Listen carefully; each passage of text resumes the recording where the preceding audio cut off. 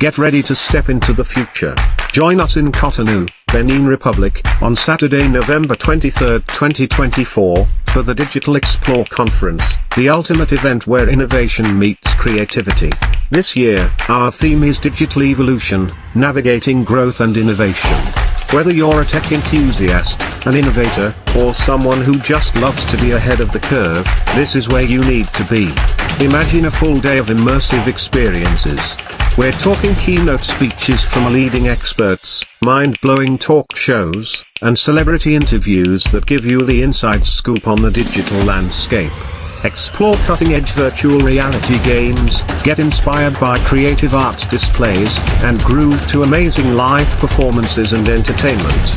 It's tech, creativity, and fun, all in one place. Register now at www.digitalexploreconference.com to secure your spot.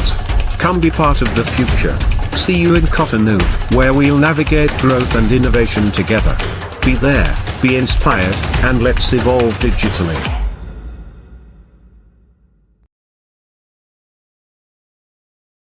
He moves in speed, in styles, in different directions. Unbeatable.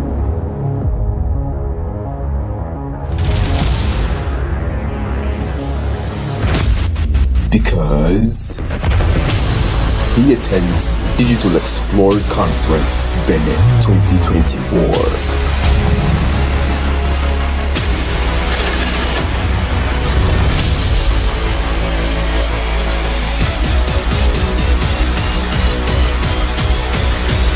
The 23rd of November.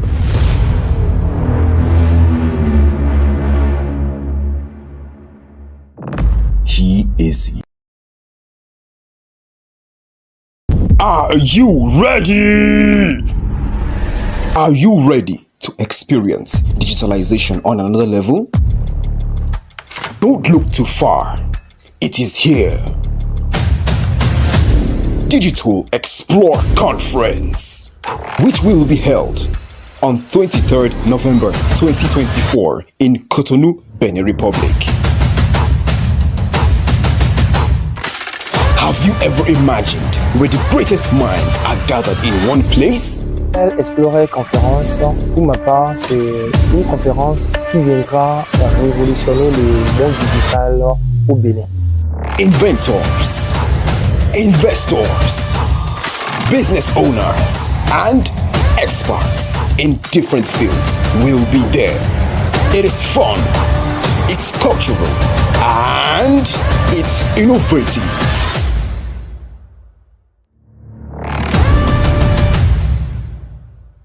Expect seasoned and mind-blowing speakers,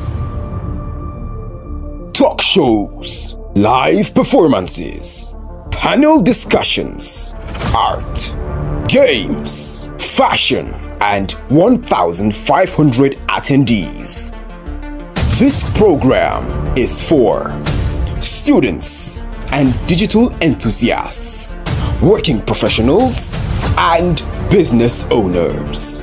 Come and learn how to use the digital space to build your business, services, and career. Will you be there? Register now. Je serai là. Hello guys, Digital Explore Conference 2024. You need to be there. Don't tell me you're not going to be there. I will be there. Digital Explore Conference 2024. I will be there. So go straight to our website now at www.digitalexploreconference.com and register. I can't wait to see you there. I can't wait to have you. So see you at Digital Explore Conference 2024. Peace. Great news, Benin Republic. My name is Dan, and I'm the team leader at Goje Media Agency. And I'm using this avenue to invite you for the Digital Explore Conference 2024, which is happening live here in Cotonou on the 23rd of November of this year. You can't afford to miss it. You can't afford not to be there. It's going to be massive. It's going to be explosive. We are having a lot of speakers from the US, from Nigeria, and we are also having participants from neighboring countries like Ghana, from Togo, from Nigeria as well. A lot of things are going to be happening there. A lot of investors are going to be present. A lot of business opportunities to be made, to network and do a lot of things. So go straight to our website now at www.digitalexploreconference.com and register. I can't wait to see you there. I can't wait to have you. So see you at Digital Explore Conference 2024.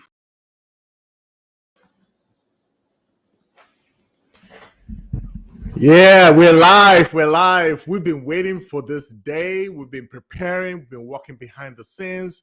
This is our first inaugural DEC 2024. And I know people are logging in from everywhere. Just keep liking, sharing, getting this message out there. This event is very important to me because it's an opportunity for us to transfer knowledge and also resources, connecting people across the oceans. Many of us are based in US and some are based in Africa, and that bridge is happening in this time. You want to be part of this movement, so go ahead and do your little part or do your big part. Go ahead and start sharing it through your network. And we're just going to wait a few minutes because we have a great speaker that is going to come up right now, which is so relevant for this event. You don't want to miss it. You want to make sure your friends know about it, your family knows about it, your parents know about it, everybody knows about it. Go ahead and start sharing it in your network right now. We're live right now on YouTube. We're live YouTube Couple Studios. I know some of you are streaming right there. We're waving our hands to you wherever you are. We're live also on Instagram. We're live on Facebook. So keep on sharing, keep on connecting. We want to get this message out there. This is a season that we're in right now, that there's a digital revolution going on. Some of you are already aware about how artificial intelligence is taking over the world, but you see, you have to position yourself so that you can be part of that movement. You don't want to miss this move. So keep on sharing, keep on pushing it out there as we get ready for our next speaker that is coming up. I'm going to check the comments right now. If there's anybody out there, I want you to just shout out where you are, whether you're in Nigeria, you're in Benin Republic, or you're in Houston, Texas, because, hey, Houston, Texas, I'm over here in Houston, Texas. Maybe you're from Atlanta, wherever you are, I want you to just type it in the chat message. And as you're chatting it, mention somebody that you believe that will be blessed with this program that we're launching today, that you know they need a technical know-how. We have great speakers that are going to share some insights that you don't want to miss. So I'm going to look through the chat right now. We have all these windows open. So please go ahead and start sharing it in your network so we can get this out there. Awesome, awesome. So look what we have here now. Awesome. So it looks like all our streams is going fine. Yeah. And also, for you to connect with our speakers, you see at the bottom of the screen, I have the scrolling going by. So if you have any questions for the speaker, you can post that comment on social media and we'll find a way for us to respond to your questions. So we're going to give like 2 more minutes while we're getting this live. We have people logging in. We want to make sure that everybody is logged in while we get this. We don't want you to miss this. We don't want to miss this. Awesome. This is going to be great. I am so excited. I hope you are. Go ahead and share. That's sharing, liking, loving, do everything you can do.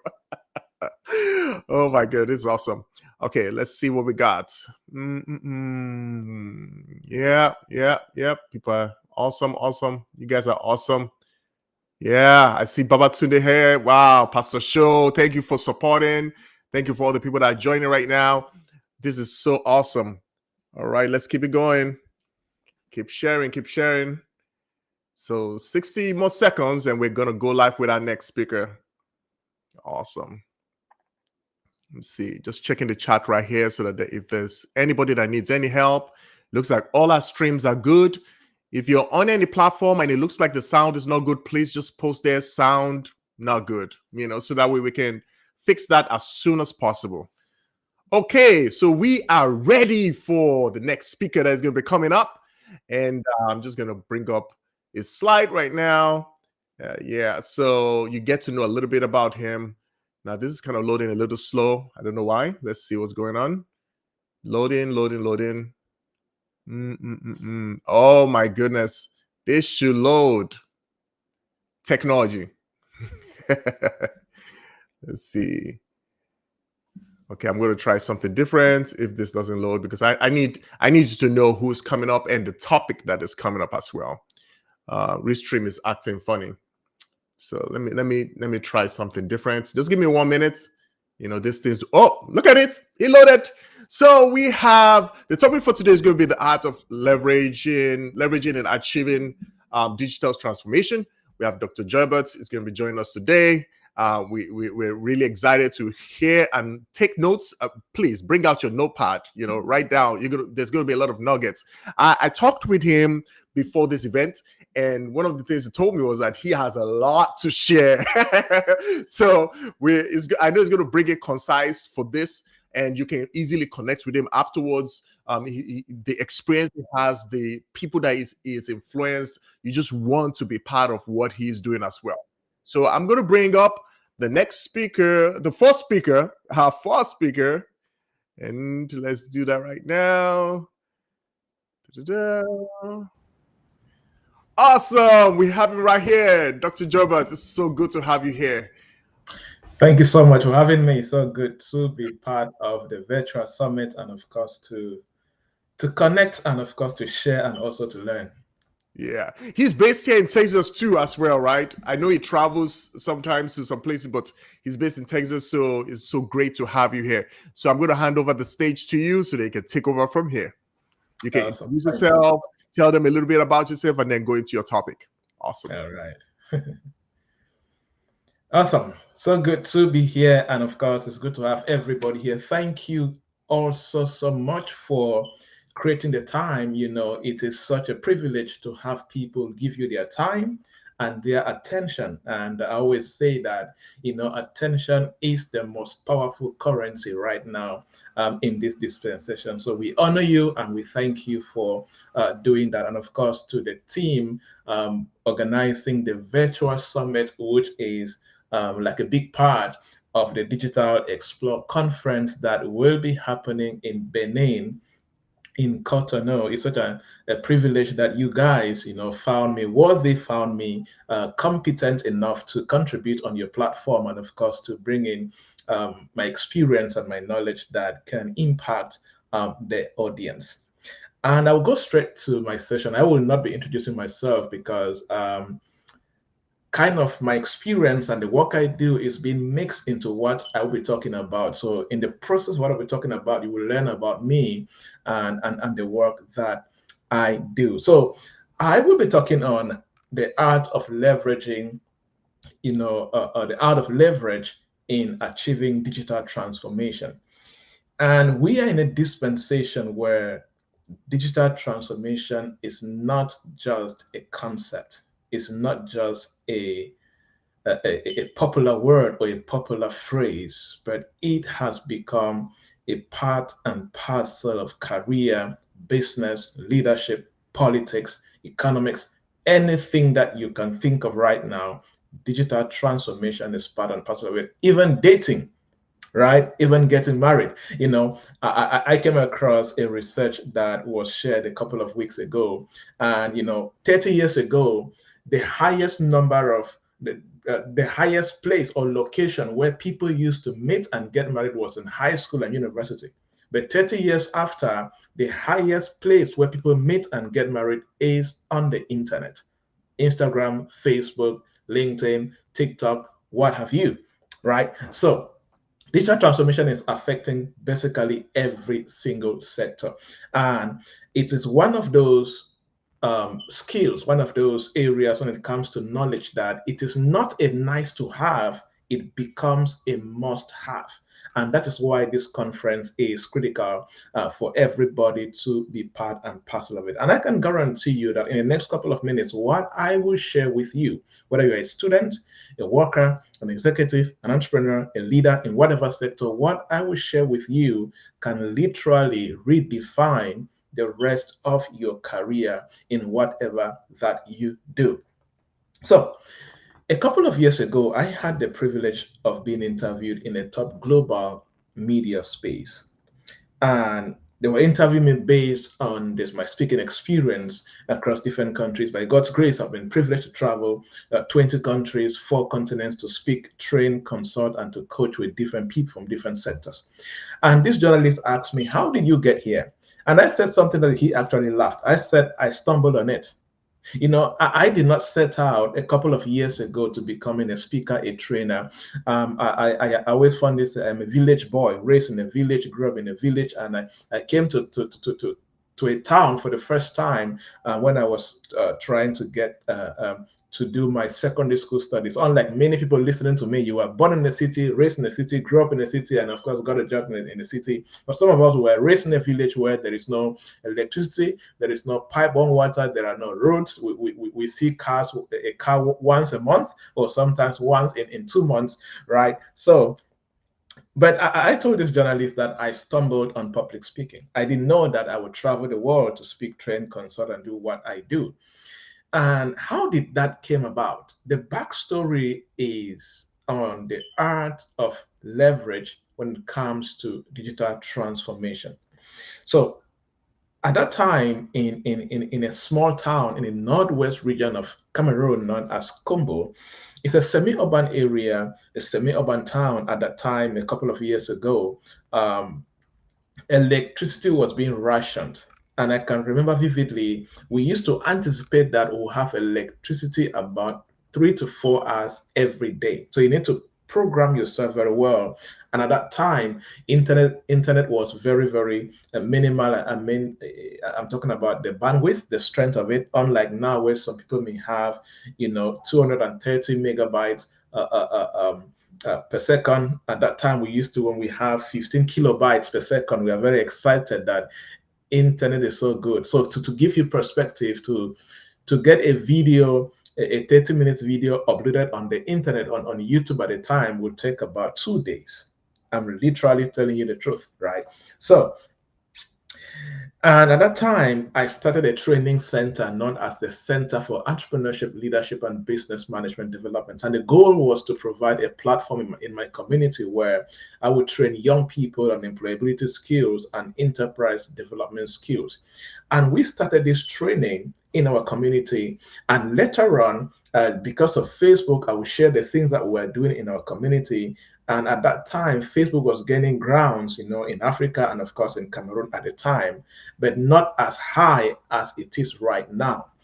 And I started sharing all of those experiences we were having. And one thing we noticed was that other young people from other cities and other locations, even other countries, started indicating interest in being participants in our trainings. We even had on several occasions where young people travel from the capital city, from Douala, Yaoundé, Buea, to come stay in this urban area for 2 months for the duration of a training to take our courses, right? But we had a lot of high interest from young people from other cities and countries who wanted to take our programs. Now I started thinking, how do we serve these young people from these different locations? Now I am bringing you now to the art of leverage. How did we leverage basic platforms and basic technology, digital platforms in a semi-urban area like that to be able to meet and serve these young people? So I started thinking, and a couple of ideas came to mind. And we decided that we are going to use a local webcam on a Pentium 3 computer. So people don't know what that means, but and we'll record these videos. And we'll record them. We're going to get them on YouTube under unlisted at the time. And we're going to gather these young people on a platform. That time to WhatsApp was just, getting popular. So those who had smartphones at the time were able to get access to WhatsApp and all of that. So we created a structure like that, and it was simple. Record the video, get it on YouTube and unlisted, and then those who are outside the town are able to get links to this video and go through the trainings. And of course, at the end of the 2 months, they do the final examinations. And the final examinations was in terms of you write a paper, a practical paper, talking about a solution in your business, in your workplace, or in your life, in your community, and you create a system how you're going to solve that problem and the outcomes that you expect to happen after solving the problem. Just giving you a thematics of the thematics of what we're doing. But a lot happened after that. It was through social media, it was through leveraging these basic platforms that I noticed that companies and conference organizers started asking for me to come speak in their events. When I started my journey, I didn't know that there was something called a public speaker, a motivational speaker, a professional trainer, a corporate trainer. I stumbled on those things as I was just doing what I felt that I had to do when it comes to training young people in the community. And the ripple effects became so powerful that led to me building a career around this that has spanned across different countries and different continents. So in all of that story, the main thing I wanted to get was how we were able to leverage basic platforms and create significant impact in the lives of young people across the African continent. And when I started looking back at my story and the process we went through, I was able to document a couple of core skills and core pillars that if you are a student, if you are a worker, you are a professional, you are in a place where you really want to go further in what you do when it comes to leveraging digital platforms and technology to transform what you do. If you begin to do these things I will share with you, I can really guarantee you that you will be able to achieve more, do more, impact more people in the best way that you can. As I said earlier on, when it comes to the digital space and having digital skills, it is not nice to have. All of these have become a must have. So the question is, are you willing to pay the price to have what you must have in order for you to create the impact that you have to create? All right, good. If you're still following me, just leave a comment and confirm that I want to make this statement. I am ready to pay the price to move forward. Write that in the comment sections as you are following me. Let me know that you are following, and of course, you can get me loud and clear. So I will share with you 5 core pillars that makes up the framework. The framework that if you begin to execute from today, if you begin to advance the execution of these pillars in whatever that you do, you will see something different happening in whatever you are building. Especially for my brothers and sisters across the African continent. My work has helped me to be able to travel across close to 17 African countries to do to train and to talk to different people, right? And Any young person in Africa, if you are going to advance, young or old, if you are going to advance in whatever you do, you have to come to a point where understanding the digital space and acquiring the right knowledge and experience is a core part of your daily learning process. 5 core pillars, and then I'm done. I guarantee you, if you implement all 2, 3, or all of this and give yourself time and consistency, you will see something different. Number 1, on this path to impact, on this path to dominion, on this path to greatness and significant transformation, be ready to start imperfect. Be ready to start imperfect. One of the biggest challenges I have seen that people experience or go through is that they want to start perfect. They want to be perfect with technology. They want to be perfect with resources. They want to be perfect with everything before they start. If you want to start perfect, you will never start. You know, there is a quote that Seth Godin, one of my favorite business experts that I follow, he said, if you set your bar at amazing, it will be difficult for you to start. This quote is mind-blowing, especially for those who are still at the starting phase of their destiny. Hear this again. Seth Godin said, if you set your bar at amazing, this is for those who are still at the beginning phase of their journey. If you set your bar at amazing, it will be very difficult for you to start. At the beginning of your journey, your job is not to start amazing. Your job is to start imperfect. Start where you are with what you have. So talking about digital transformation and talking about leverage, the concept of leverage, I have a question for you. What can you leverage right now? There are many of you listening to me right now. Your mobile phone is enough for you to leverage. Free platforms are enough for you to leverage. YouTube has a lot of free courses that if you pay the price and watch a video 2 hours every day for the next 3 months, you will literally become a middle level expert or even a top expert in your community by just doing that. Leveraging what you have. Start imperfect. Be ready. Make up your mind to start imperfect, especially for young people that have inadequate resources. You don't have the right amount of money to start what you want to start. Start with what you have and be comfortable at starting imperfect. And let me tell you something about technology. You never become the best at using any platform at the beginning stage. Everybody starts as a learner. Everybody starts using any platform as an imperfect learner. The first day you started using Facebook, you were imperfect. The first day you started using WhatsApp, you were imperfect. But yet, here you are, you can do so many things that you could not do in the past. So start imperfect.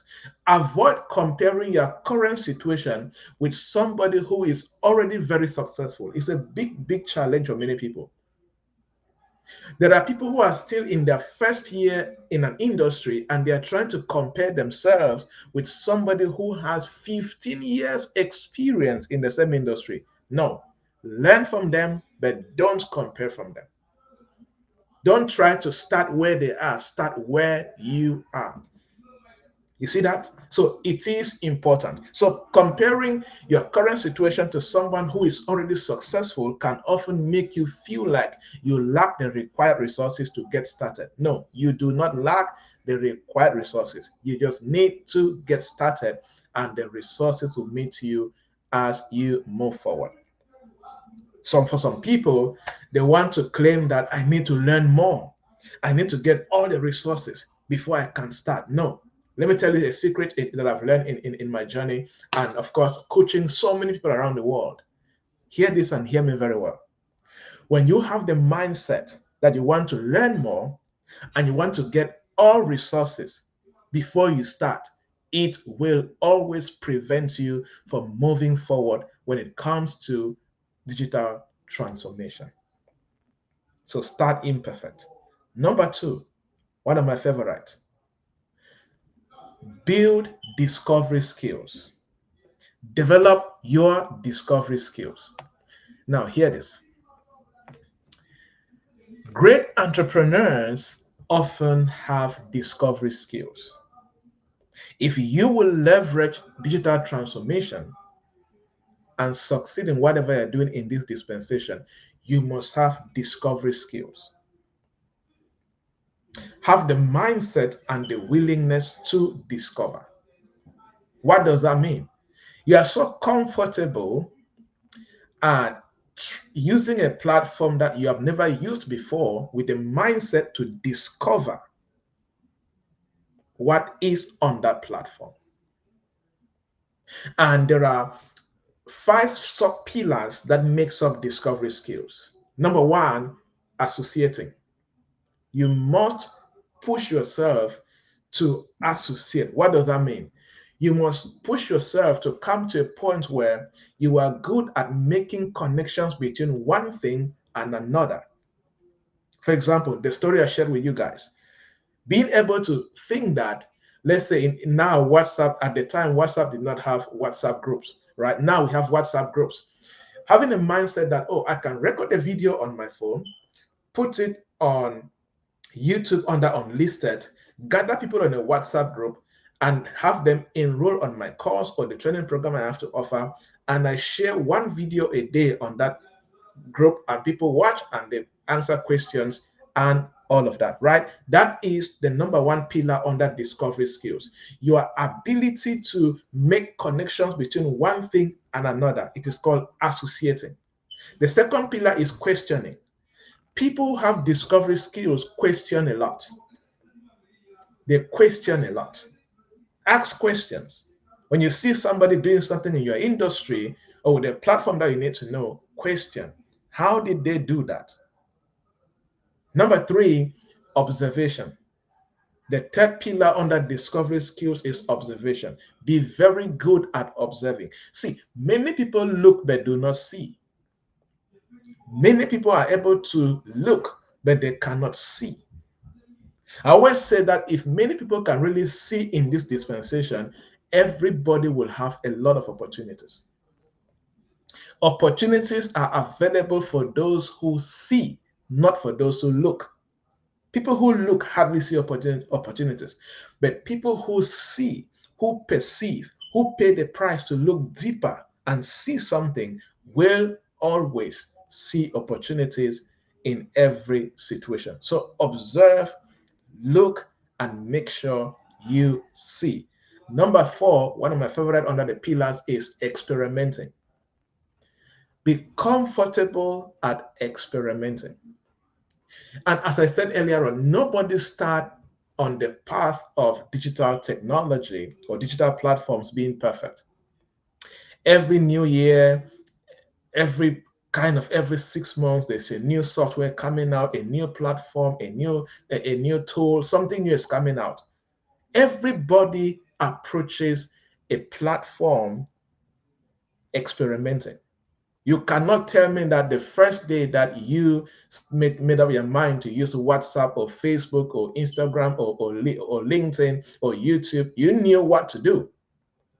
Even if you read how to, you were experimenting the first time. It is the same skill and mindset you have to maintain for you to leverage digital transformation. And lastly, networking.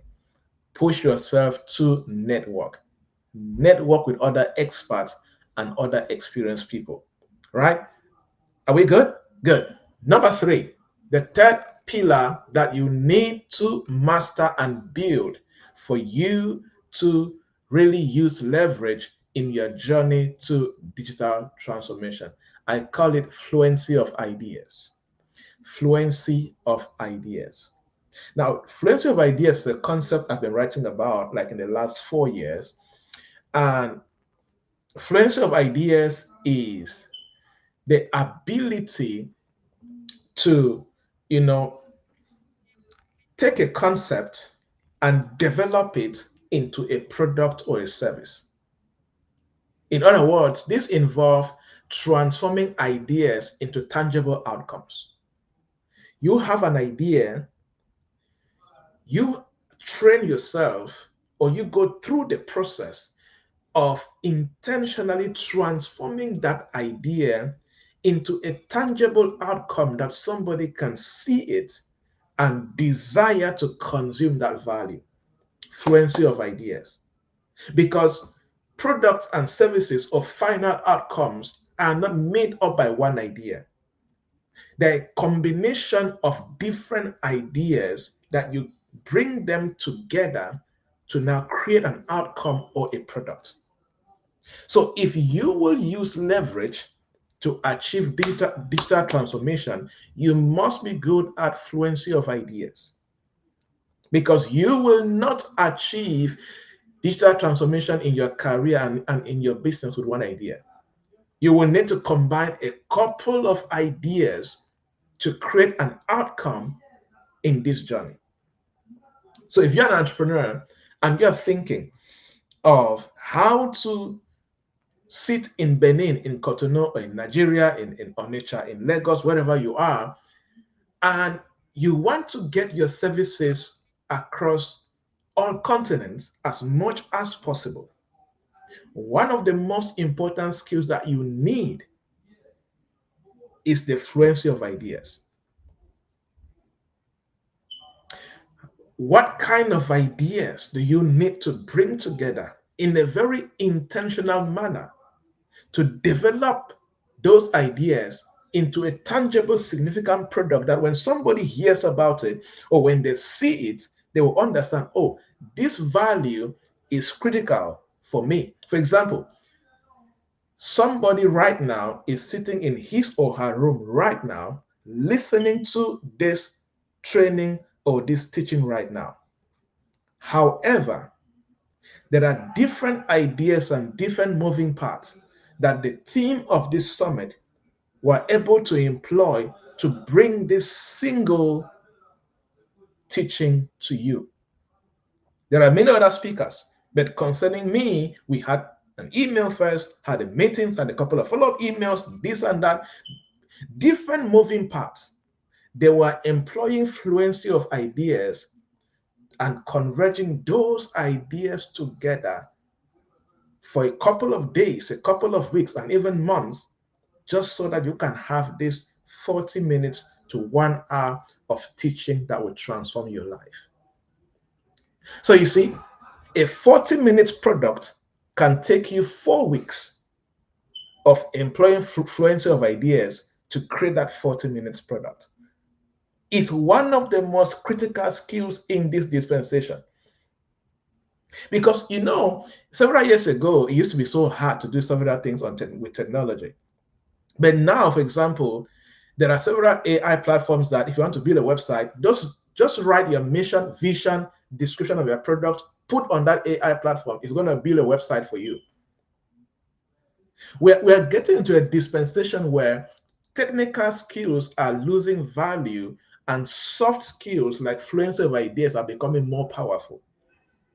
Because somebody who can think well and knows that an AI platform exists can literally build a better website than an average website builder right now. You see, funny enough, I stumbled on something. Is it yesterday or today? Coca-Cola just released their first AI advertisement. Their Christmas ad totally generated by AI. It's cheaper, was faster, and I watched the video and I think it's incredible. You see that? Fluency of ideas. Number 4, and I'm almost done. The skill of leverage itself. Remember, my topic is the art of leverage in achieving digital transformation. So I've taken you through the process and I've shared with you core pillars that you need to build on in order to leverage, a digital transformation. Now let's talk about the leverage itself, which is the 4th pillar in helping you to achieve digital transformation, either as a student, as a worker, as an entrepreneur, as a leader, or in whatever that you do. Number 4, leverage itself. You know, the ability to effectively utilize existing. The key word here is existing. The ability to effectively utilize existing resources, tools, and other people's abilities to achieve something significant is known as leverage.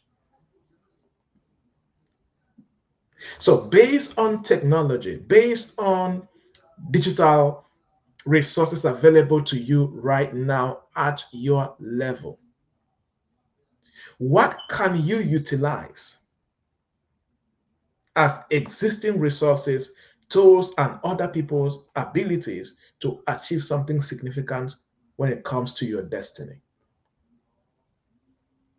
As I said earlier on, there are some of you listening to me right now, you have ideas that your smartphone and being able to use WhatsApp or Facebook or Instagram so well can literally move you forward. Literally move you forward. You see, in the story I shared earlier on, at the moment right now, we use a learning management system that we built for ourselves because we grew and we had the money to do that. But at the beginning of our journey, we did not have the money to build our own learning management system, and we did not have the money to pay an existing management system a monthly subscription fee to use theirs. So we had to use the skill of leverage. We leverage what we have. YouTube existing. You upload videos there for free. Good. Okay, WhatsApp is easier to communicate with links and share a good number of messages on WhatsApp than on GSM text. Good. So we leverage on that existing resources, existing tools, and other people's abilities to achieve something significant. I do a lot of coaching for startup entrepreneurs. I have started over eight businesses in my life so far, and I have failed in a good number of businesses, missing out on millions and millions of money. So I know a thing or two about starting a good business and making it work. And I always tell young people who want to start a business, there's a hack in my startup process. I always tell them this, and maybe somebody will learn this and it will change something in what they're building, right? It's funny, but it works, right? It is funny, but it works. Here's the concept. I always tell them, write out everything that you need to start a business. Write down, make a list of everything that you need. Then make another list from that list and write down the list of things that you need that you can beg from your friends, from your relatives, or from anybody you know. Out of the things that you need to start a business, make a list of the things that you can beg from other people. You cannot be broke and proud at the same time. Dangerous combination. Don't be broke and proud at the same time, right? Yes, it sounds funny and harsh at the same time, but it's true for many young people. I call it corporate begging. Be comfortable at begging. It's leverage, right? It's leverage at the same time. So, key points about leverage, and we'll round up with this. Be good at utilizing existing assets to gain an advantage. You need to be comfortable. You need to be good at utilizing existing assets to gain an advantage. Number 2, be good at leveraging existing technology and automation tools that are free or freemium to start what you have to do so you can get the paid ones later.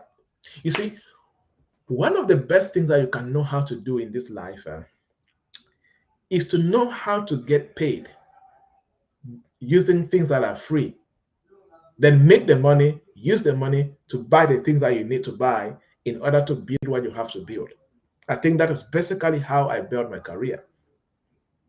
Right? Number 3, the third key point when it comes to leverage is be comfortable at collaborating with other individuals. So you can leverage on their strength, on their skills, and to reach more people. Because talking about digital transformation, you will not start by knowing everything. Let me give you a quick basic hack for leverage. If you want to learn, this is what I normally do. Want to learn a particular platform, a particular skill, I always go on YouTube and let's say I want to learn how to use Restream, right? I'll go on YouTube and search for the YouTube channel of Restream, and I'll watch all their how-to videos on how to use Restream. That's leveraging. I'm leveraging on Restream YouTube channel to gain a skill I don't have. You see that? Or you can go on YouTube and search top experts in virtual video production. And you'll see so many guys giving tips on that. You start learning the basic skills on how to do that. And later on, you can start making some money from it. You monetize it, and then you can get paid. And of course, you can now pay more advanced skills and become an advanced expert in that sector. One of the best things you can learn how to do is to know how to leverage existing assets, existing skills, existing tools, existing people to achieve what you have never achieved before. Number 5, and then I'll take question and I'm done. I call it skill stacking. Skill stacking. If you will achieve digital transformation, you need to learn to do what I call skill stacking. I will explain. To explain better, let me use somebody in marketing. If you're a marketing professional, here's how skill stacking can work for you. Let's say that you learned marketing in the university, or you have a degree in marketing. And in that degree program, you develop traditional marketing skills, right? But for you to be able to shine and grow in this dispensation, you need beyond traditional marketing skills. So for you to become an exceptional marketer, you need skill stacking. You need to stack more skills into your existing marketing skill or marketing knowledge that you got from the university. For example, you may need to take a separate certificate course on Facebook marketing. You take another course on Instagram marketing. You take another course on LinkedIn marketing, YouTube marketing. All of these, that is skill stacking. You are stacking relevant skills around your sector so you can become among the top 10% or top 1% or top 20% in what you do as an expert. So in digital transformation, you need skill stacking. What are those core digital skills that you need to stack to your existing skill that can help you to achieve digital transformation? You cannot achieve digital transformation with limited skills. For some people who have the money, instead of doing skill stacking, they hire people who have the skills that they need. But before you can get to the place of hiring those skills, you will definitely need to pay the price of skill stacking, right? So those are the 5 things, 5 core pillars that I know that if you do them, you execute them, you implement them, something different will happen in your journey. The question is, what will you do with what you have learned today? I always fondly say that hope without action is dead. Knowledge is not power, it is knowledge exceptionally executed that produces significant results. That is power.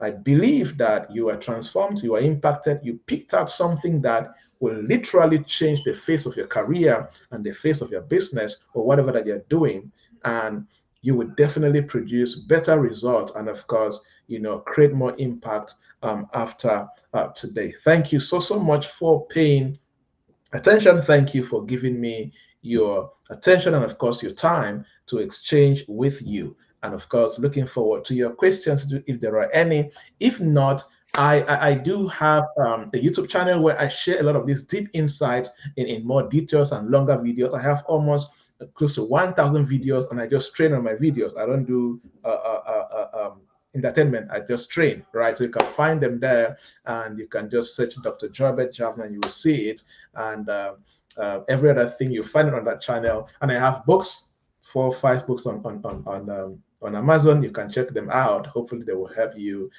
in whatever you are building. Thank you again so much to the team at the Virtual Summit for the privilege to share with you guys. And of course, funny enough, I have never been to Cotonou. I've traveled across Africa so much. I've never been to Cotonou, and I've always wanted to go there. Hopefully someday, not today, of course, not this summit, but maybe another summit, I will be on ground in Cotonou to speak on ground, and of course network with. I have friends from there, business friends, but it will be so good to be there on ground, to share with the people there. Thank you again so much, and I'm open for your questions. Yeah, thank you so much, Dr. Joybert. That was really good. I hope people were taking notes.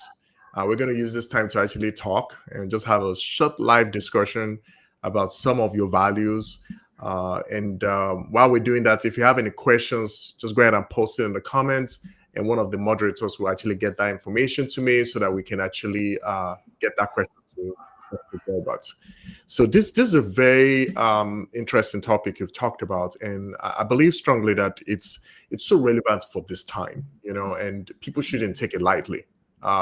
When AI was emerging, and AI has been around for a while, honestly, but when it became the generative AI and it became more public with open AI, I jumped on it immediately because I don't want to miss out on the boats. There have been many boats that have passed by that I saw them passing by and I missed that boat. This one, I ain't missing it. I want to leverage on it. But I want you to just, the first thing I want you to do first is I want you to just list those topics again, the steps again. Just list them, just steps. Go through it real quick. So that people that missed it, maybe they were in the stream midway, they missed the steps, they can actually catch it down and write it down, and they can always go scrub the video later on and find out a little bit more about what you talked about. So just go through those steps real quick. Yeah, so as I said, for you to be able to achieve digital transformation, banking on the skill of leverage, you will need to be comfortable at starting, being imperfect, be ready to be imperfect at the starting phase. Number 2, build discovery skills. And number 3, be good at fluency of ideas. And of course, number 4, skill of leverage itself. And number 5, practice skill stacking as you go on. Awesome. You talked about something that is so dear to my heart, and it's about ideation. When you come up with ideas and turn it into a product. I think that was very beautiful. There's a group that was part of some years back called, they said, productizing, and so it's taking your service and turning it into a product, because that's something that can actually easily scale. I want you to share some of the challenges you faced when you were trying to productize your service. Could you just share a little insight into some of the road bumps, maybe things that you had to go through to actually get it to the finish point? Yeah. I think the first thing that I really faced at the time was, it was something I was doing for the first time. And the kind of, when you're a visionary, there are things that you have the concept in your mind and you're trying to figure out how to bring it on paper and how to build it. So since it was the first time of me doing that, and of course, not being in a location or in a place where I can easily access mentors or guidance, and of course, knowledge, the knowledge economy just expanded so much in the last 5 years, especially in the African setting. So at the time, it was not so robust as it is right now.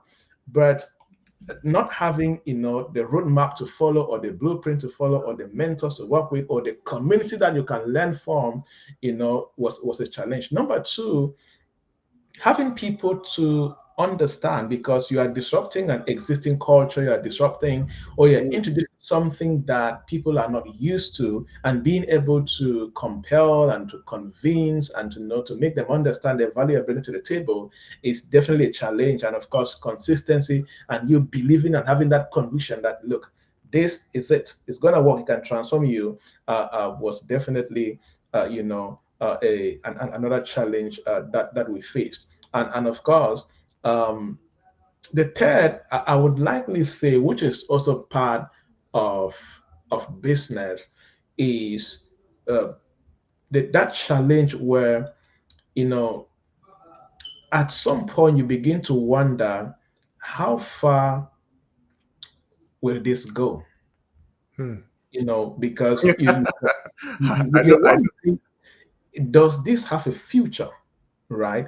And sometimes if you are not convinced and you have not seen beyond your physical, eyes and what you're looking at, you can be tempted to be lazy and lacking behind because you're not convinced enough. And that's why I'm writing. I write different ideas here and there. I was writing something and I said, I've come to the conclusion that it was related to faith. And as a Christian, I was writing around faith and all of that. And I came to the conclusion that the believers that will stand are believers who are genuine about their conviction.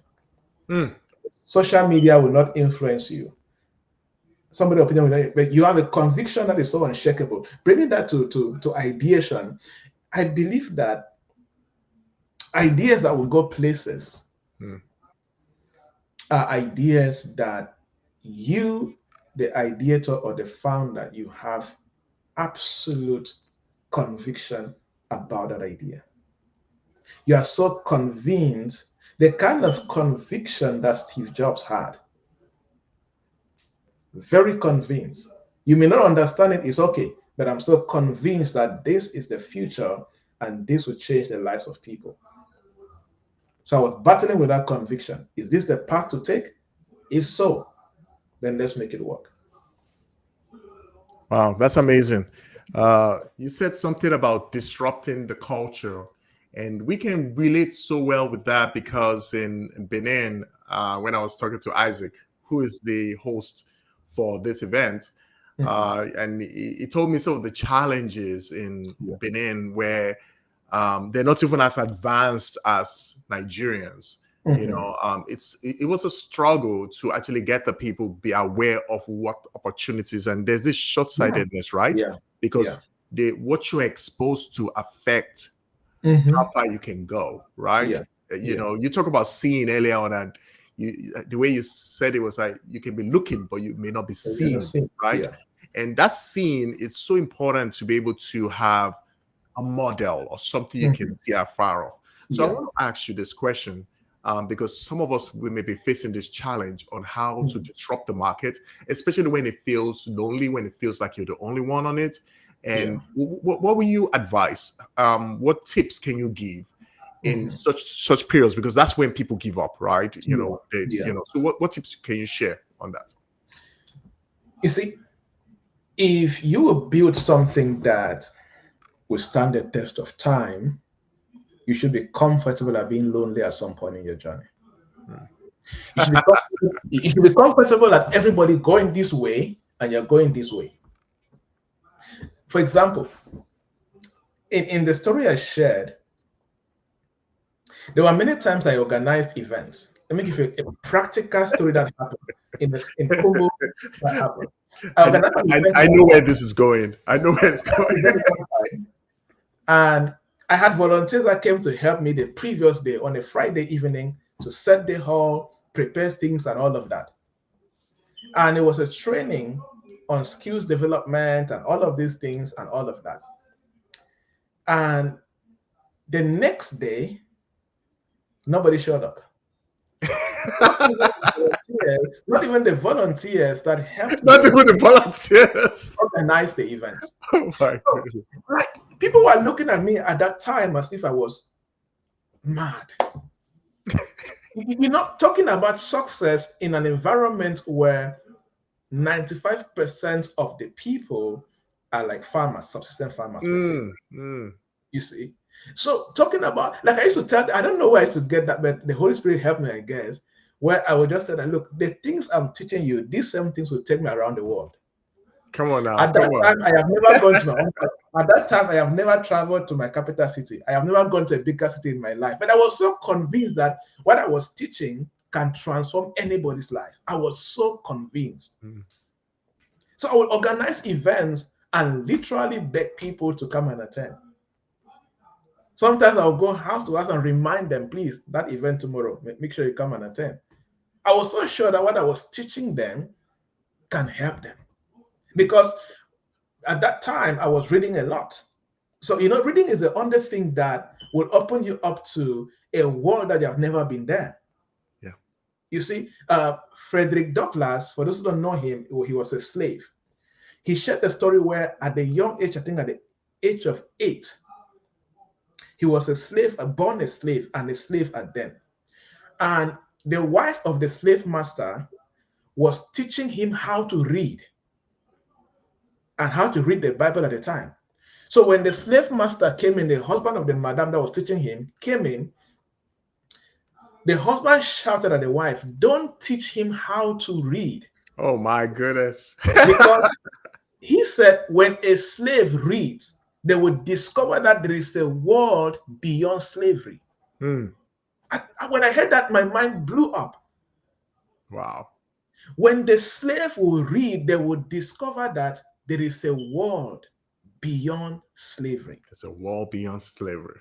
So as a visionary, there are things that from where you are sitting, you are seeing that the masses cannot see. So you need to be so comfortable at being alone, from your conceptualization to your marketing phase, and be so comfortable that you be misunderstood and still be, that's why I said conviction. And you are so convinced that this can make things change in the lives of people. I think that is critical. And then every other thing, build the skills and all of that, and you're going to go.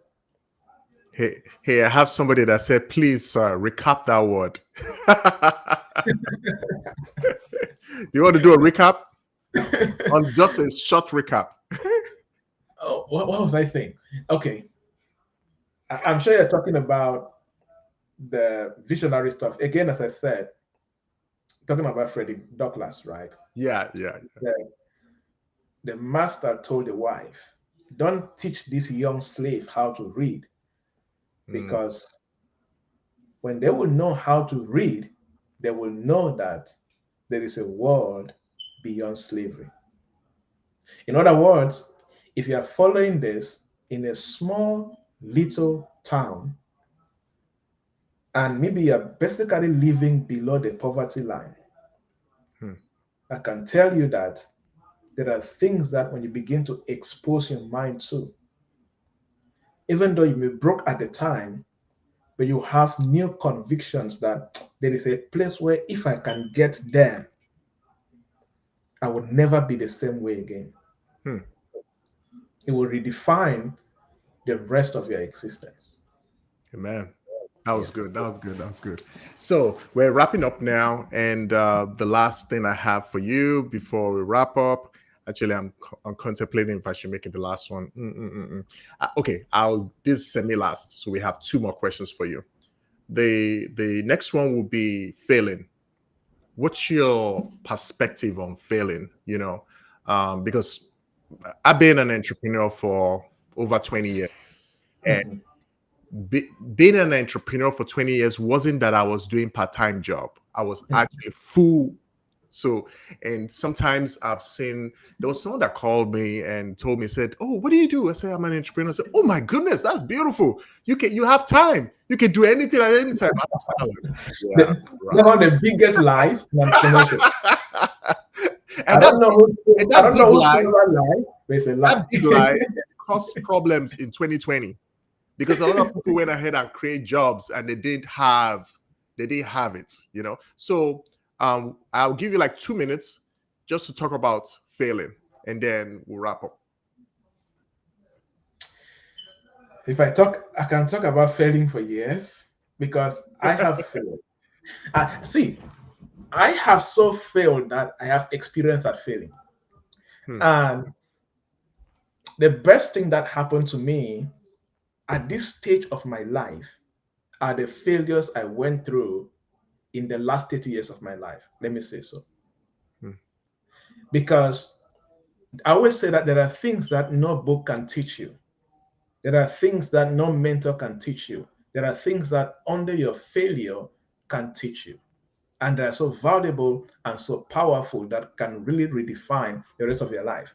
You know, Denzel Washington said something. He said, in the first part of your life, you learn. In the middle part of your life, you earn. And in the last part of your life, you return. Right? And the first part of learning, failure is an integral part of learning that. You see? And failure is the tuition that you pay for dominion. Failure is the tuition that you must pay to dominate. You will never see somebody who has dominated an industry that has not failed. Do you want to dominate? The school fee, the tuition for dominion is failure. Go and pay the price. That's good. That's so good. Okay, awesome. Thank you so much for sharing all these insights with us. We're going to take a quick commercial ad about the upcoming events on the 23rd, which is next week. That's an in-person conference for the people in Benin. I want you to be at that event. I want you to experience more. So thank you so much, Dr. Joubert, for sharing with us today. All right. Are you ready? Are you ready to experience digitalization on another level? Don't look too far. It is here. Digital Explore Conference, which will be held on 23rd November 2024 in Cotonou, Benin Republic. Have you ever imagined where the greatest minds are gathered in one place? Explorer Conférence, pour ma part, c'est une conférence qui viendra révolutionner le monde digital au Bénin. Inventors, investors, business owners, and experts in different fields will be there. It is fun, it's cultural, and it's innovative.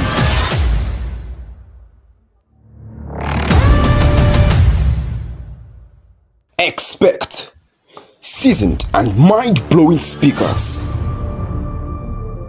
talk shows, live performances, panel discussions, art, games, fashion, and 1,500 attendees.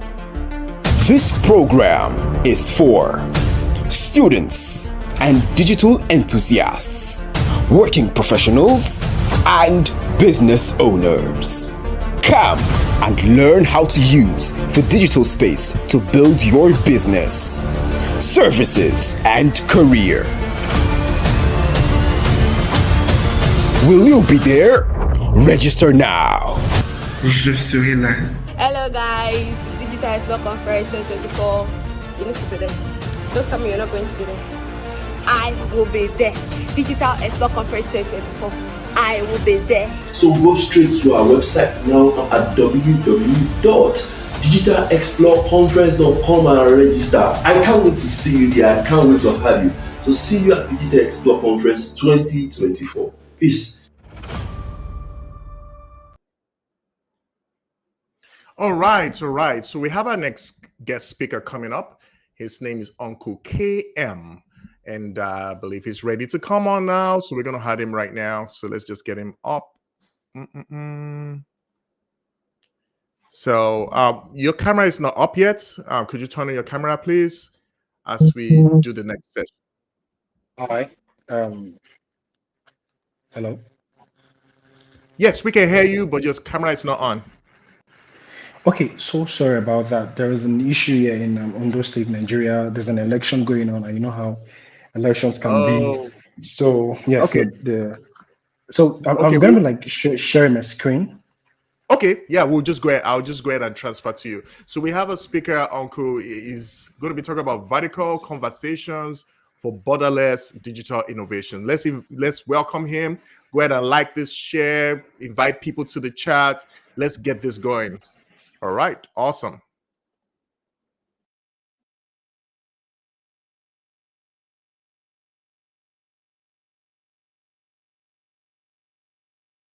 Okay. Thank you very much. I listened to the previous speaker, and I must say I was very, very wowed. He sounded very, very seasoned at what he was presenting. And thank you so much, the co-hosts. I mean, when I saw you listen to the quality of your words, I knew that this was the very right place for us to be. Thank you so much. Thank you so much for organizing this conference. All right, so I'm going to be going straight to the point, and the topic is vertical conversations for borderless digital innovations. And I don't think it's necessary to introduce myself, but okay, for those that don't know me, my name is Robert Abimbola Israel, and I am the founder of a social media a social media company. Let's call it a company because we have existed for a couple of years now, and from that company, we we have birthed other couple of startups. So the name of the company is Kingdom Memes. We started out as an entertainment social media page. We have a combination of several 100,000 followers in 4 platforms. And from there, we have our own tech brand, which is called Nexi7. We have our own clothing company called KM Penthouse and a couple of other things. So we're going to be talking about vertical conversations for borderless digital innovations. Now, let me share my screen. Please, I hope everybody can see my screen. Let me be sure about that. Let me be sure about that. From the comment section, please. I'm very, very sure if you can hear if you can see my screen rather. All right, thank you very much. So vertical conversations simply means the summation of discussions and researches that exist at a higher and deeper level. One of the things I want to explain to you is that you cannot sufficiently see things at a very limited standpoint. All right. Okay.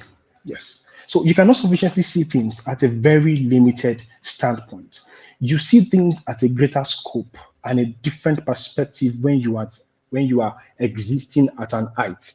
There is a way that your perspective changes. There is a way that your sight changes when you are at an height. So at that height means that there are certain levels of existence, certain levels of planes, certain levels of perspective that you must begin to adhere to. What I mean by that is this. You cannot tell me that you want to experience digital innovation or you want to experience a borderless form of innovation if all you consume is trash. All right. There is a level of sight, there is a level of insight that you absorb in yourself when there's a level of sight and a level of insight you absorb in yourself when the existence, the planes of your mind are at a very heightened level. So what I mean by that is this. By vertical conversations, I mean you must learn to engage your mind. You must learn to engage your speech. You must learn to interact with conversations that go upward. Vertical means upward. So you cannot spend time talking at a very base level. You cannot spend time talking or having discussions that don't transcend anywhere. So that is why I judge. I know people tell you don't judge a book by its cover, but I judge people that spend their time wasting their time on just social media when the only thing they do is to gist and they don't have a traction. They don't set goals for themselves. They don't have a trajectory for their life. So vertical conversations mean that you need to start identifying what are the vertical conversations and the vertical interactions that you want to start having for yourself. What are your goals? Are you with me? Now, by vertical conversations, it means that you want to have interactions and discussions and researches that go upward. There is a difference between a man that stays at a bungalow and a man that lives at a skyscraper. A man that lives at a skyscraper will see things at a very broader level because there is a larger horizon, there is a wider sight. All right. So, by vertical conversations, there are certain mediums. There are certain mediums that lead you there. So that's why you see that there is always a difference with any man or woman that they have structured their lives around things that go upward. You see them invest in books. You see them invest in certain level of depth. And that is why I've noticed that there is always a difference between, I'm sorry to say, but there is always a difference between a Nigerian graduate and a graduate that goes to Harvard or all the well-known Ivy Towers or Ivy Leagues rather. Are you with me? So you must understand how to structure your life around vertical conversations, around vertical discussions. Enough of base level knowledge, enough of base level wisdom. There is an height you must ascend to. And what is the medium? What is the pathway to vertical conversations? The first thing I'll talk about is your proximity to materials of a seasoned expert in a field, either textual, visual, or audio. This means that what is your nearness to a seasoned speaker or to a seasoned expert in the field? You are into graphic design, you are into coding, you are into robotics, you are into artificial intelligence. Have you noted mark the word seasoned? There's a reason why I capitalized the word seasoned here. Who are the seasoned speakers in your field? Who are those that have attained an height? And seasoned means that these people understand the game. These people understand their onions. They have a track record of success. They have shown it by blood and sweat that they understand what they are doing. Even if you don't have the money to pay for their courses, hang around their materials. Because by the reason of the knowledge, they have attained an height. By the reason of their experience, they are at a very distant horizon. By the reason of the years of experience, they are existing at a very vertical standpoint. So, vertical conversations with people that are seasoned in this space gives you a knowledge because you are gaining from their bank of wisdom. So, this is exactly the kind of people. I can't take you serious if you tell me you're a graphic designer and all you do is spend time. You spend time doing things that are opposite your goals and visions. So I understand that it takes a lot of finance to be around seasoned speakers or seasoned experts in their fields, but hang around their social media page. Because even if you don't have the money to pay for their, let's say for their classes, you don't have the finance to pay for the master classes that they would at least hang around their social media pages, hang around their YouTube pages. Because in doing this, you are gaining from them. They are speaking from an height. They are speaking from the mountaintop. So there is a wisdom. There is something they are seeing that you are not seeing. So you must ensure that you engage these people and you are around them. Don't forget, I said vertical conversations are what? Is a summation of every interaction, discussion, or research that goes upward. Now, the second thing I want to talk about is vertical conversation. One of the mediums to enter into vertical conversations is that you must go into depth in personal research. Depth is very important. You cannot be vertical, especially if you want to be in tech, especially if you're a digital person. Everybody is doing almost everything you're doing. For Christ's sake, currently now, even if you're a copywriter, I kind of pity copywriters right now, except that you are extremely good at what you do. Because artificial intelligence is taking their jobs. Artificial intelligence is taking almost every copywriter's job. Because as long as you have a very good AI prompt, if you have a very good AI prompt, they can use AI to write good copies. So what should you do, or what should be your standpoint?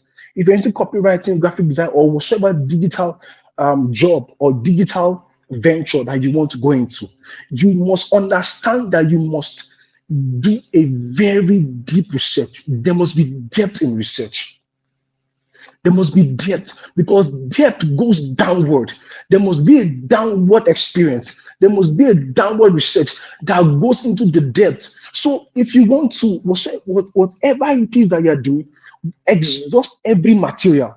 There is something I was teaching some people, and I said, research. Research is one of the pathways in planting the seed of your value.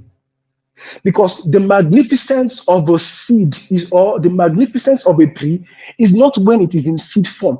The magnificence of a tree is seen when that seed is planted and it grows. Nobody admires a palm kernel. Nobody admires the tree of a, or nobody admires the seed of an orange. Nobody admires the seed of a mango until it is planted. Then you nurture it and you water it. Then after some time it grows. So by digging deep in your field, don't just tell me you're a graphic designer. Have you exhausted over 100 videos on YouTube? Don't tell me you're a copywriter. Have you exhausted over 100 videos on YouTube? Don't just tell me you're a social media marketer. What have you done in terms of research?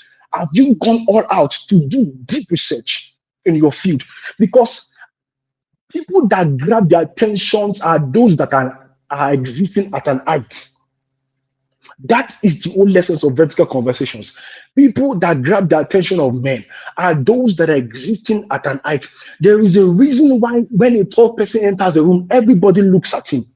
So you must endeavor to what? To go into deep research in your field. If a fashion designer, exhaust as many materials as possible. Reading does not kill you. What reading does is that reading exposes, or reading begins to open up minds that you never knew existed within you. So, and permit me to quote the scripture. It says, as the heavens are far from the earth, so is the word. So is the heart of the king. And he now says something. The heavens for heights, the earth for depth. So is the heart of a king unsearchable. What does that mean? That the heart of a king is unsearchable because kings search. That is why it says that it is the glory of God to conceal a thing, but it is the honor of kings to search out. Kings search. You can't tell me you are a king if you don't research. It is the jobs of king to unsee. It is the jobs of king to search. That is why if you engage a king in a matter, and I'm not talking about just a physical king, probably he has a crown. A king can be any creative or any creator or an innovator that understands his niche to the letter. So when you begin to engage them, they have a bank of wisdom. They have a bank of knowledge because they understand and they have read books. They have watched videos. They understand what it is. You can wake them up and say, what is real estate management? And they will tell you. So kings are known because they have gone so far in their field. They have an exceeding wisdom by the virtue of the research they have done. Now, the number 3 thing I want to talk to you about vertical conversation is what? Connection to an otherworldly experience. Holy Spirit, help me with this. Okay, first of all, before I say something, do you know that Google, the idea for Google was from dreams? Larry Page got the idea of Google from his dreams. Do you also know that the idea for the sewing machine was downloaded in code, was downloaded from his dreams? What am I trying to tell you? It now seems to me as though innovation, creativity has some form of otherworldly experience attached to it. Do you also know that the theory of relativity, the E equals mc squared, all right, and even the periodic table, these things I mentioned were actually downloaded from dreams. Now, this tells you that creativity, innovation, has a connection to things that don't really exist in the physical realm, has a connection to things that are not tangible in 3D form. So there is that realm of creativity or innovation that exists in otherworldly experiences like dreams. And that is why people tell you that when they engage themselves in meditation or prayers, they begin to get ideas. Do you know that Robert Oppenheimer, which was the first person to innovate the atomic bomb, when he experienced or when he witnessed the first detonation of that bomb, one of the first things this man opened his mouth to say was, now I am become death, the destroyer of worlds. What that man quoted was actually an Hindu scripture. What does that tell you? That man understands that certain innovations and creativity does not exist on this plane of existence. That is the man that goes upward. in his research and in his conversation. That man quoted a scripture from the Hindu, but he called himself death. He alluded himself to death, which tells you that this man understands something, because which man in his right mind wants to create something that kills people? I am showing you a secret that certain inventions, certain innovations does not come to the mind of man except he has an otherworldly experience. In the context of Christianity, what I mean is this: there is always an exceeding wisdom that comes from a man that understands that innovation and creativity exist in a realm of God. You see, people may call themselves atheists, but do you know that Elon Musk, one time I was watching his video and they asked him that how does he have all these creativity, innovations? And he said he has all this kind of creativity because he has achieved a superhuman consciousness. It means he has achieved a consciousness that transcends normal human reasoning, that transcends normal human wisdom.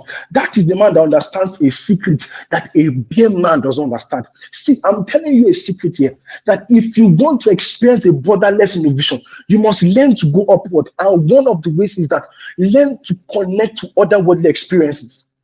I'll give another example. There's this company called CERN, CERN. If you check them out, these guys, they are one of the top advanced tech and science company. But at the front of their company, they have a statue of Shiva, the goddess of destruction. Now, the question you should ask yourself is this: what is the correlation between the goddess Shiva and technology? I'm telling you that these people understand that certain conversations or certain innovations don't happen except they connect to an otherworldly source. The same thing goes for Nikola Tesla. Nikola Tesla was asked, because Nikola Tesla is always alluded to be the father of modern technology. They asked him that, how are you able to have ideas? Because Nikola Tesla in his days had idea for the mobile phone even before it was created. And when he told his colleagues, and they laughed at him, that what do you mean conversations, or what do you mean that communication can happen with just a device in your pocket? He said he has seen this thing and he knows it can exist. So he asked him a question: how do you think, where do you see all these things that you talk about? Where do you see all these exceeding innovations that you talk about? And he said something very profound. He said, there is a core in the universe. I'm going to paraphrase what he said. He said, there is a core in the universe where creativity and innovation exist. He said, I have not scratched the surface of this core yet, but I know that it exists. These are people that give themselves to hiking meditation. These are people, they may not be Christians, but they know that creativity in itself precedes earthly time. They know that creativity precedes creation.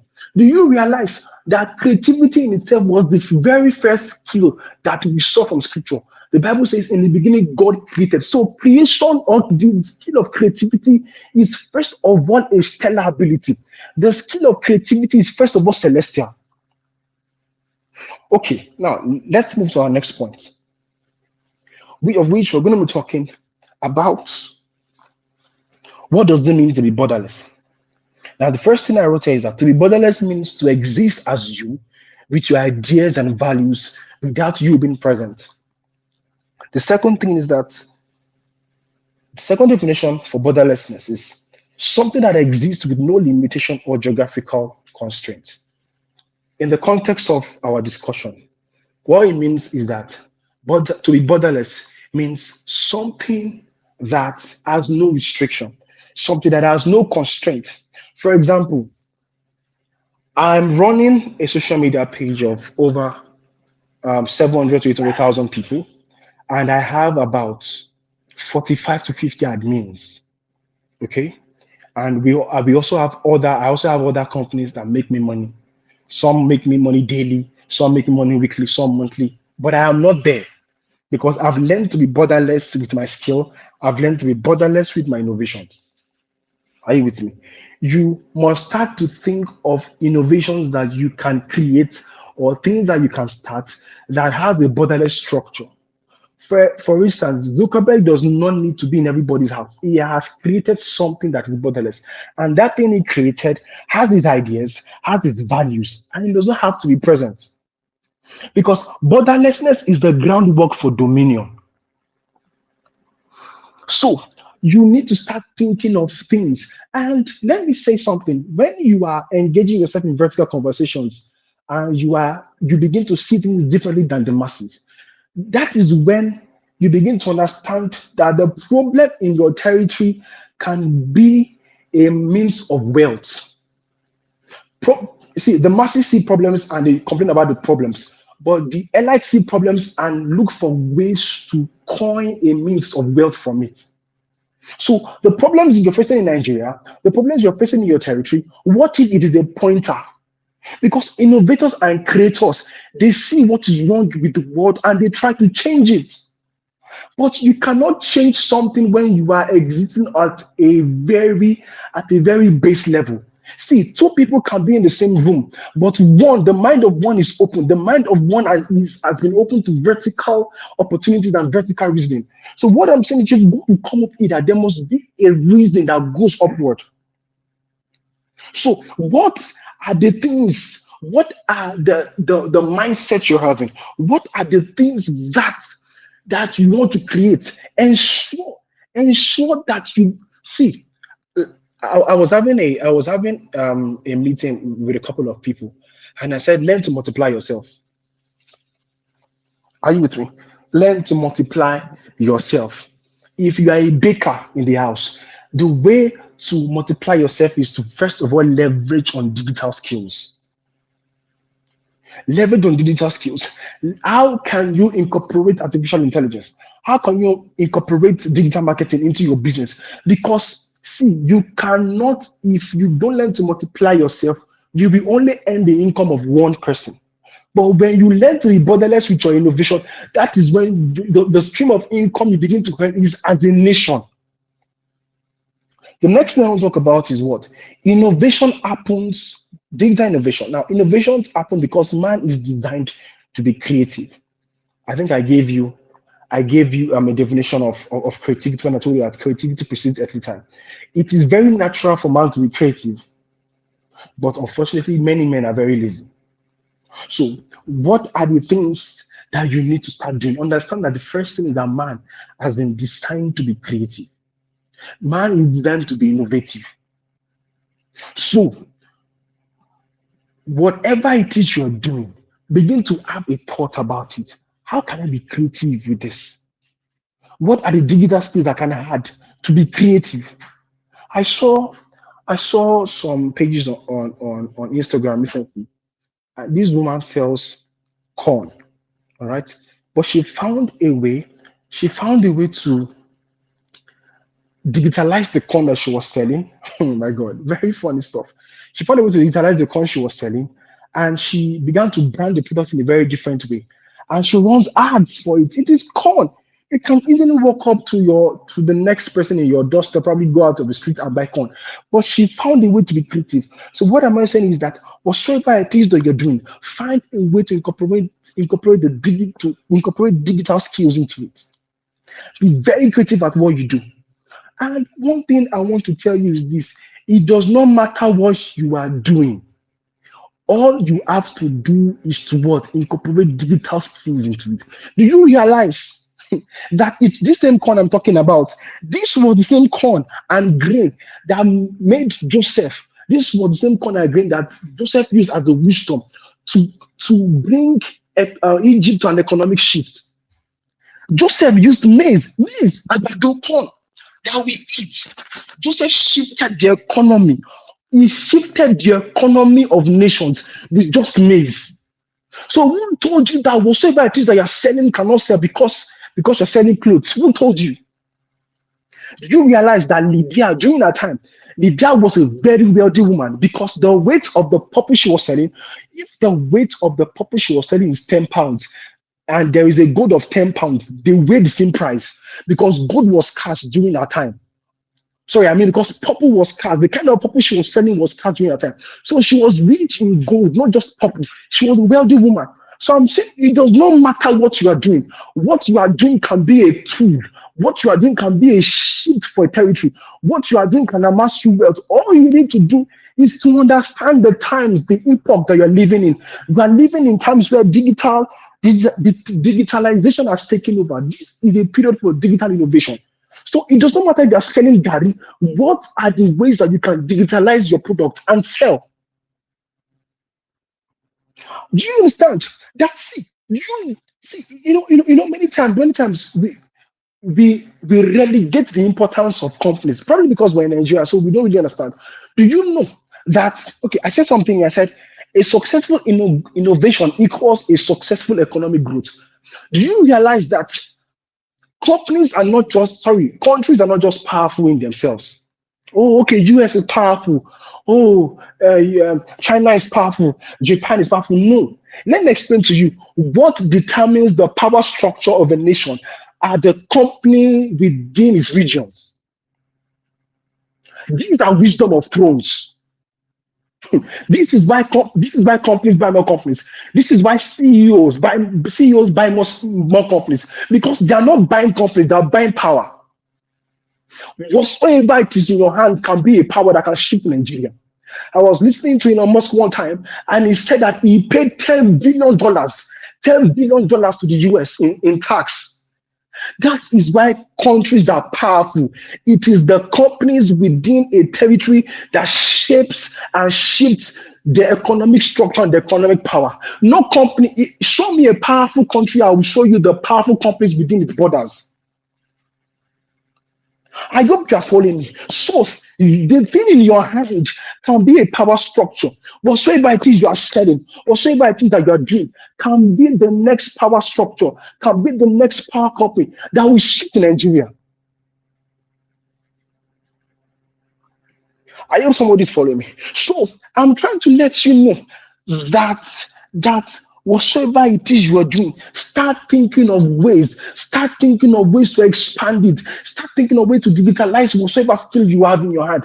Because that thing, just like Joseph, that maize in your hand can be the next shift for an economic structure in Nigeria. So maybe the reason why Nigeria is suffering as it is because many innovators are frustrated. Oh, Nigeria, or many innovators have traveled out of the country. 3 years ago, I read a story about a very young chap into robotics. He left Nigeria, he went to the US, and one of these companies took him, and now he's doing well for himself. And he was paid on a very hefty salary. Why? Because the great minds of Nigeria are traveling out of the country. So maybe the reason Nigeria is still where it is because the Josephs that can upscale the maize in their hands have traveled out, or maybe the Nigerian government have frustrated them. But I'm telling you, if you are here, you're here for a reason. Yes, I'm not saying you should not travel out, but I'm saying that thing in your hand can be a power structure to shift Nigeria.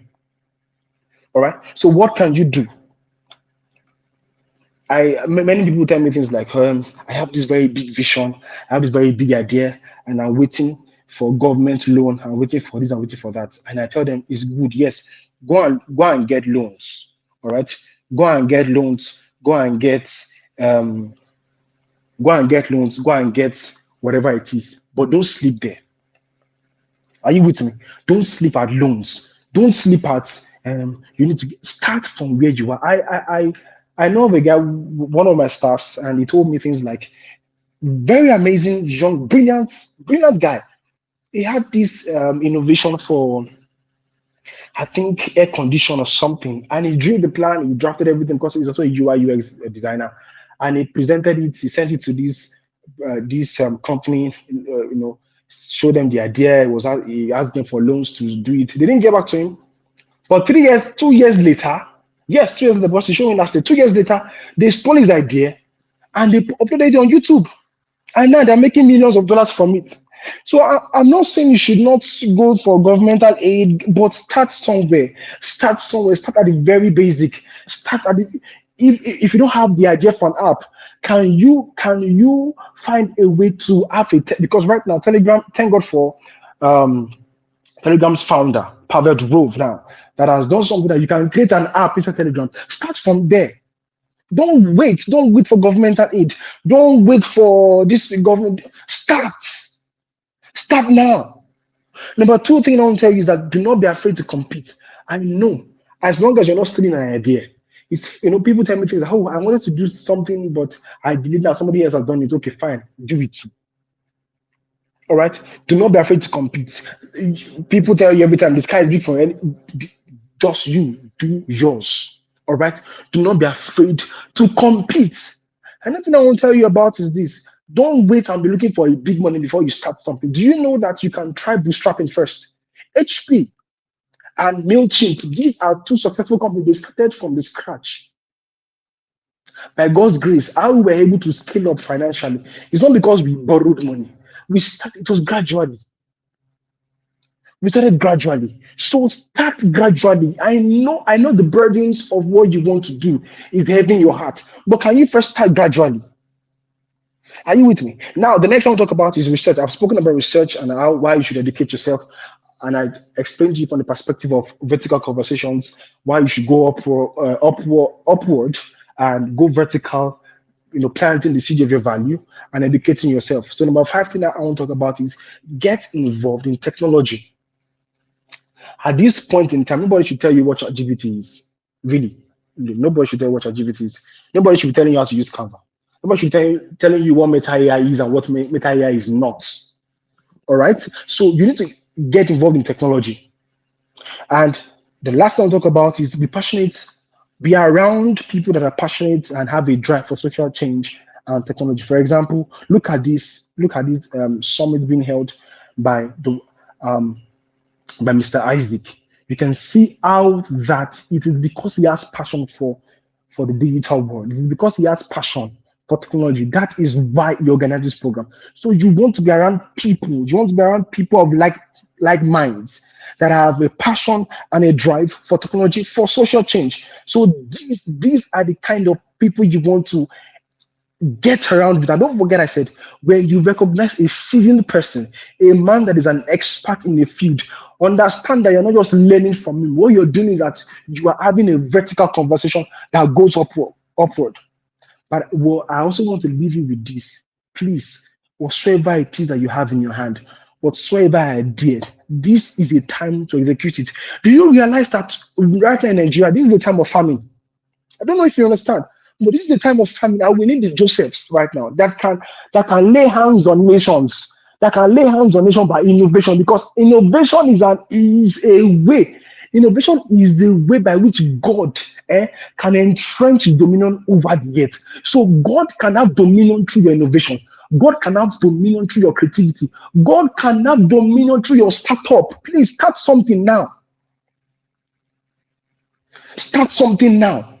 Nigeria right now is facing an extreme famine. What if the answer to Nigeria's problem is embedded in that which in your startup? What if the answer to Nigeria's problem is embedded in the ideas that are crystallizing in your mind? So thank you so much. And I believe I've explained sufficiently what it means to have vertical conversations for borderless digital innovations. Thank you so much. Wow. That was awesome. This is the first time we actually engaging together. So it's a pleasure meeting you, Uncle KM. I don't know why you go with that name. Could you tell us a little bit why you came up with the Uncle KM? Okay. So my name is Robert Abimbola Israel.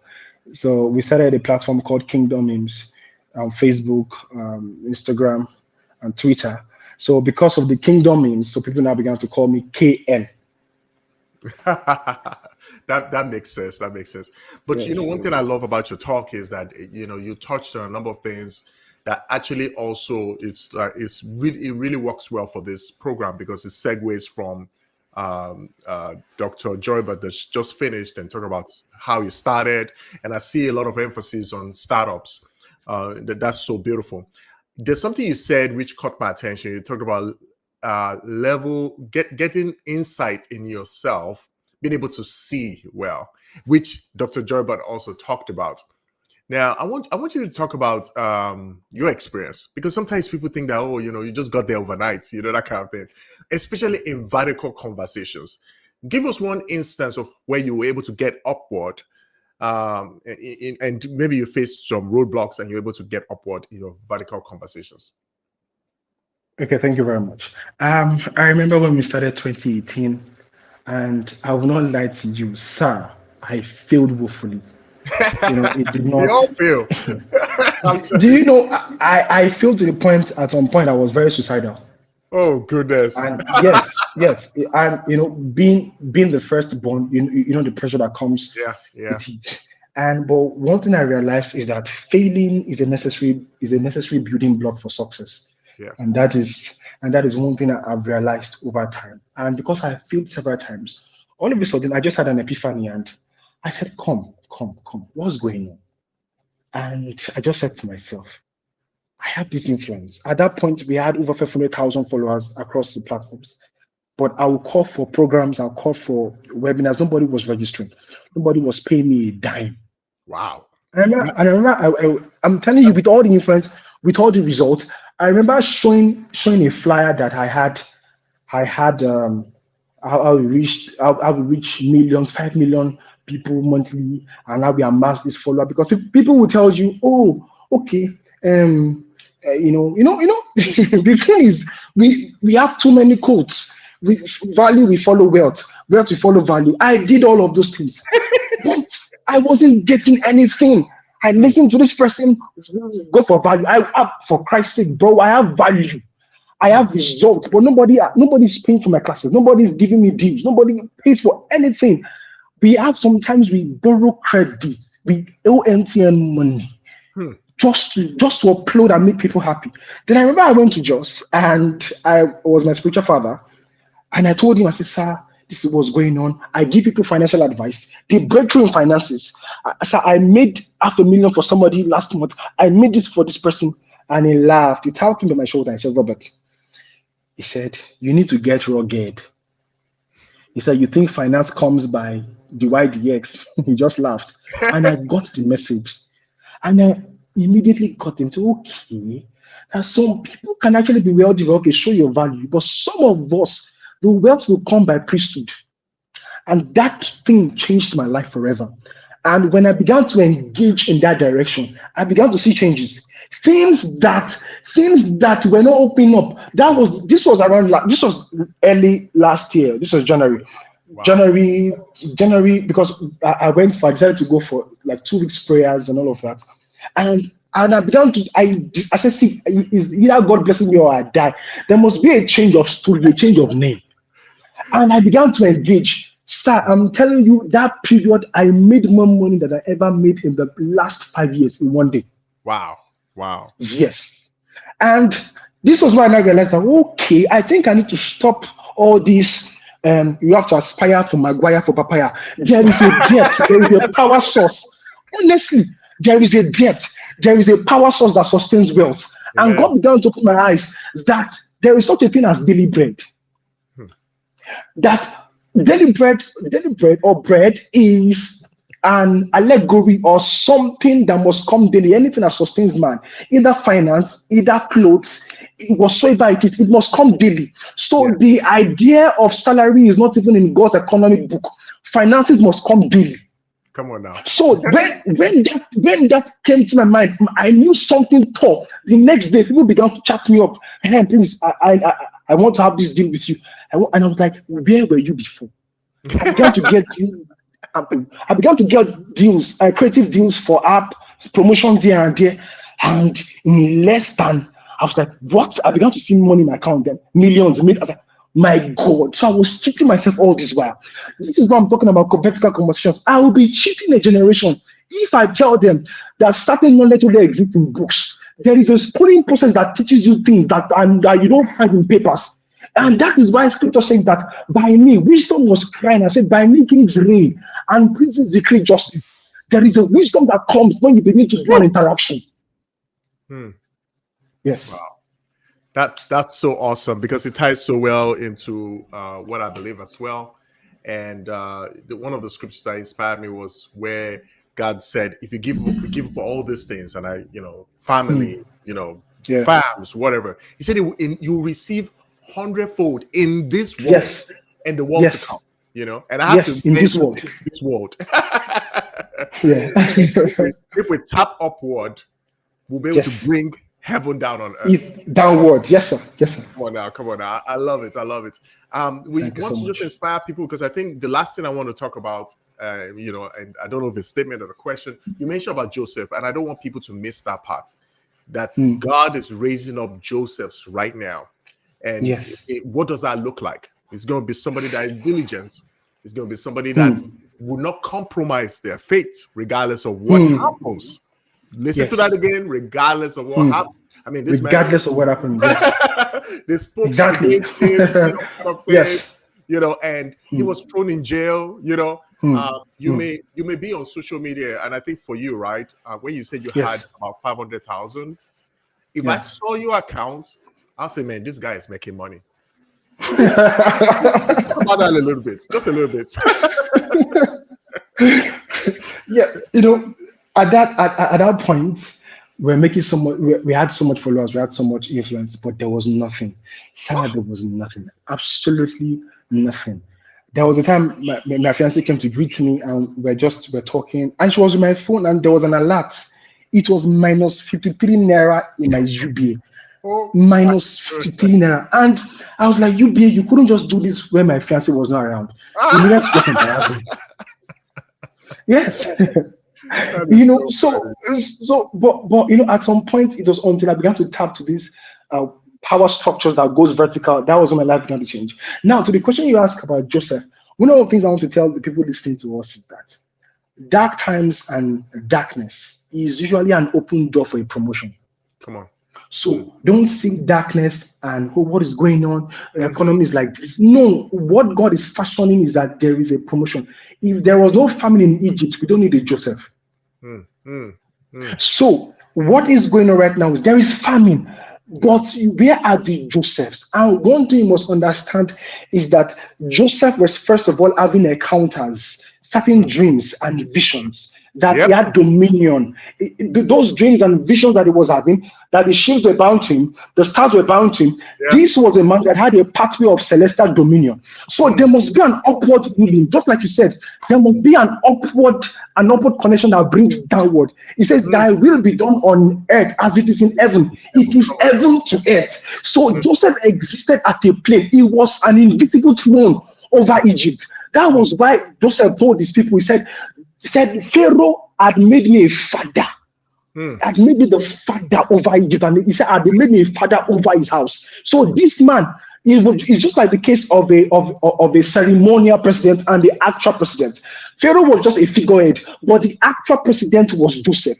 So the pathway is that you must have an unflinching desire that no matter what comes, I'm sticking with God. See, don't box God to that sky daddy that you pay tithe to. No, there is an innovation, an economic shift, and an economic power structure that can come with interfacing. I've realized that God is the God of kings and God of nations. That is why when the watchers were talking, they said, God ruleth in the affairs of men. See, God is the monarch, and if you want to understand dominion, rulership, leadership, economy, finance, there is a school you attend. It's called the School of the Spirit. So that is why there's wisdom. That's why Holy Spirit will teach you all things. Sir, I can tell you that there is an existing wisdom and some existing strategies from a social media management company that we have gotten because we interfaced. And I go to prayer with my book and I begin to write things. And I hear people, and I hear some things in my room begin to tell me, write this down, do it like this. And when I come out of that vision or that encounter, and when I begin to do it, sir, the kind of results we get, the kind of exceeding result we get, because I tell people every time, there is always a difference between a man that positions before men and a man that positions before God. There is always a difference. Yes. That's so amazing. And we're going to wrap up here. One of the things I just want to say, thank you so much for joining us, number one. And number two, in other times, we focus so much on the works that we can do. Instead of focusing on planting seeds. Now, planting seeds have a destiny to produce after its kind, and when it produces a harvest. Now, when you look at that symbolism, you begin to understand that the only one that gives us seeds is God. He said He gives seed to the sower. So you need to use those seeds.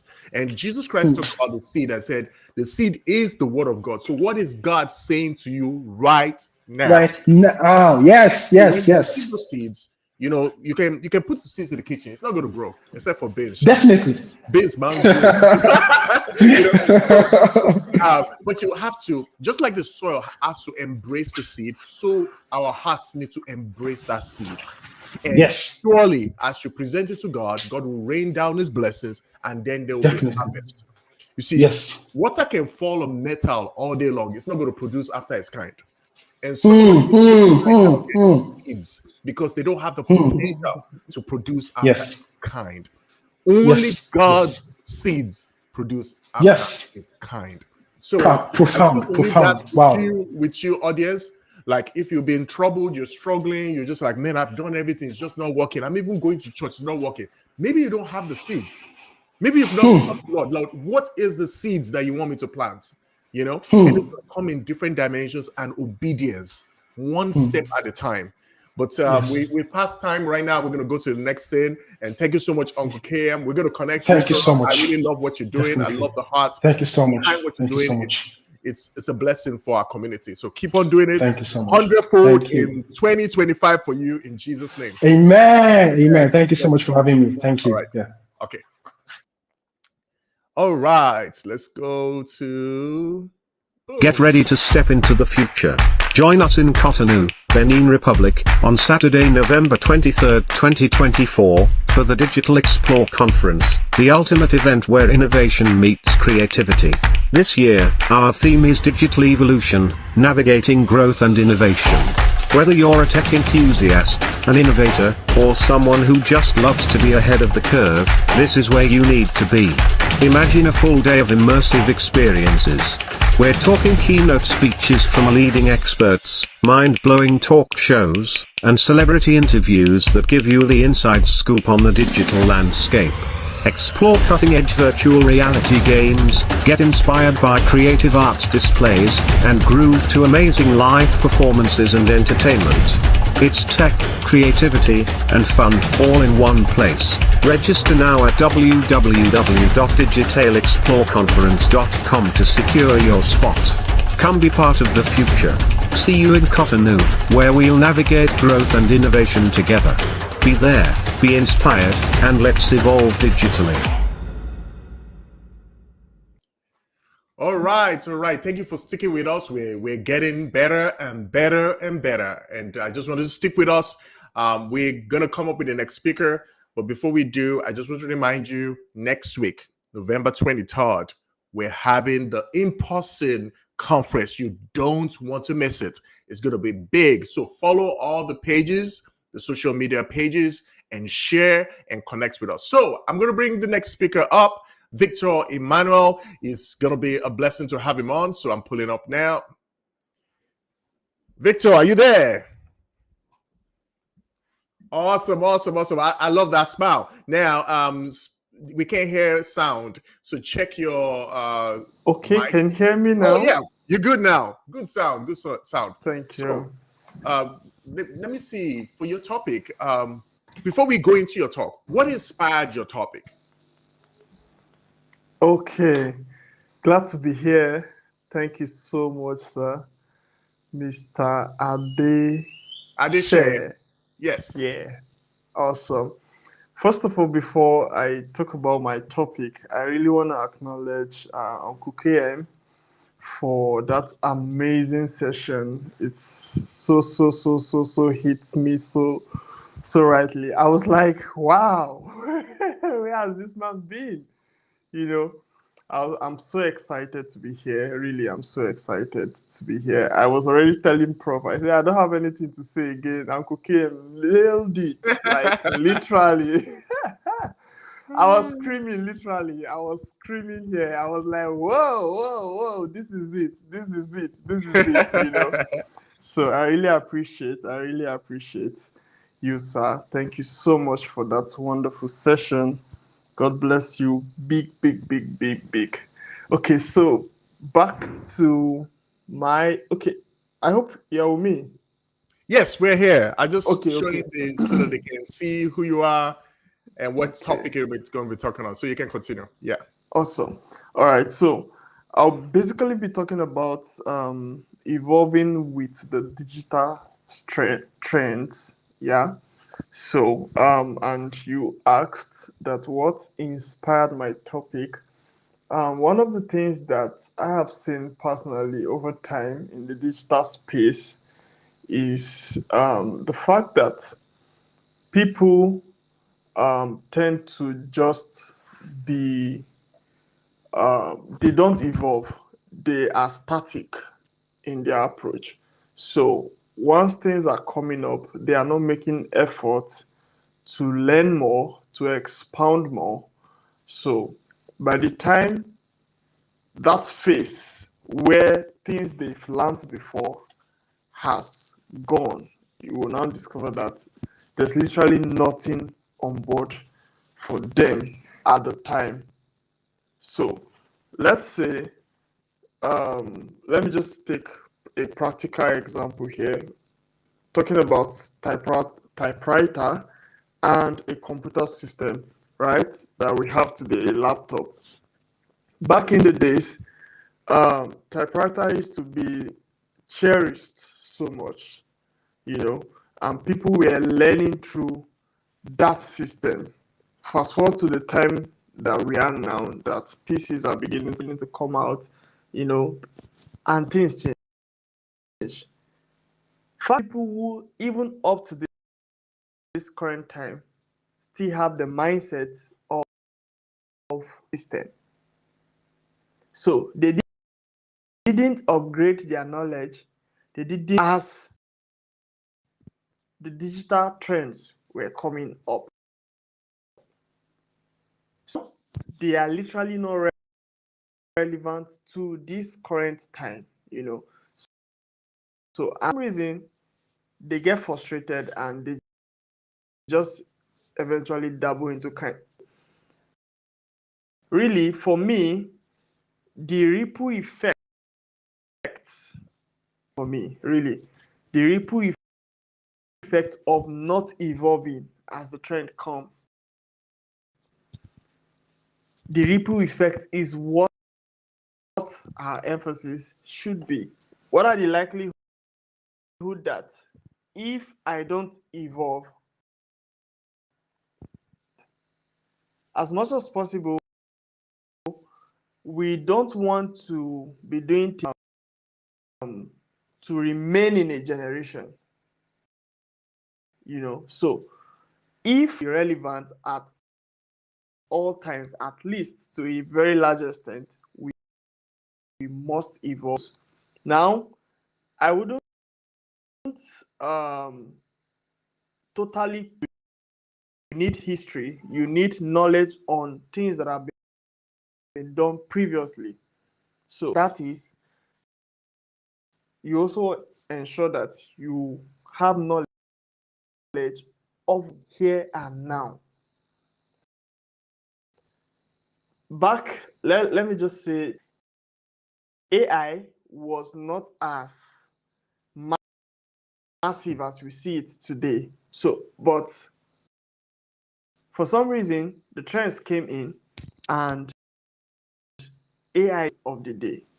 Whoever who learns, let's say, the computer's basic programming, Python programming, without going into the part of it,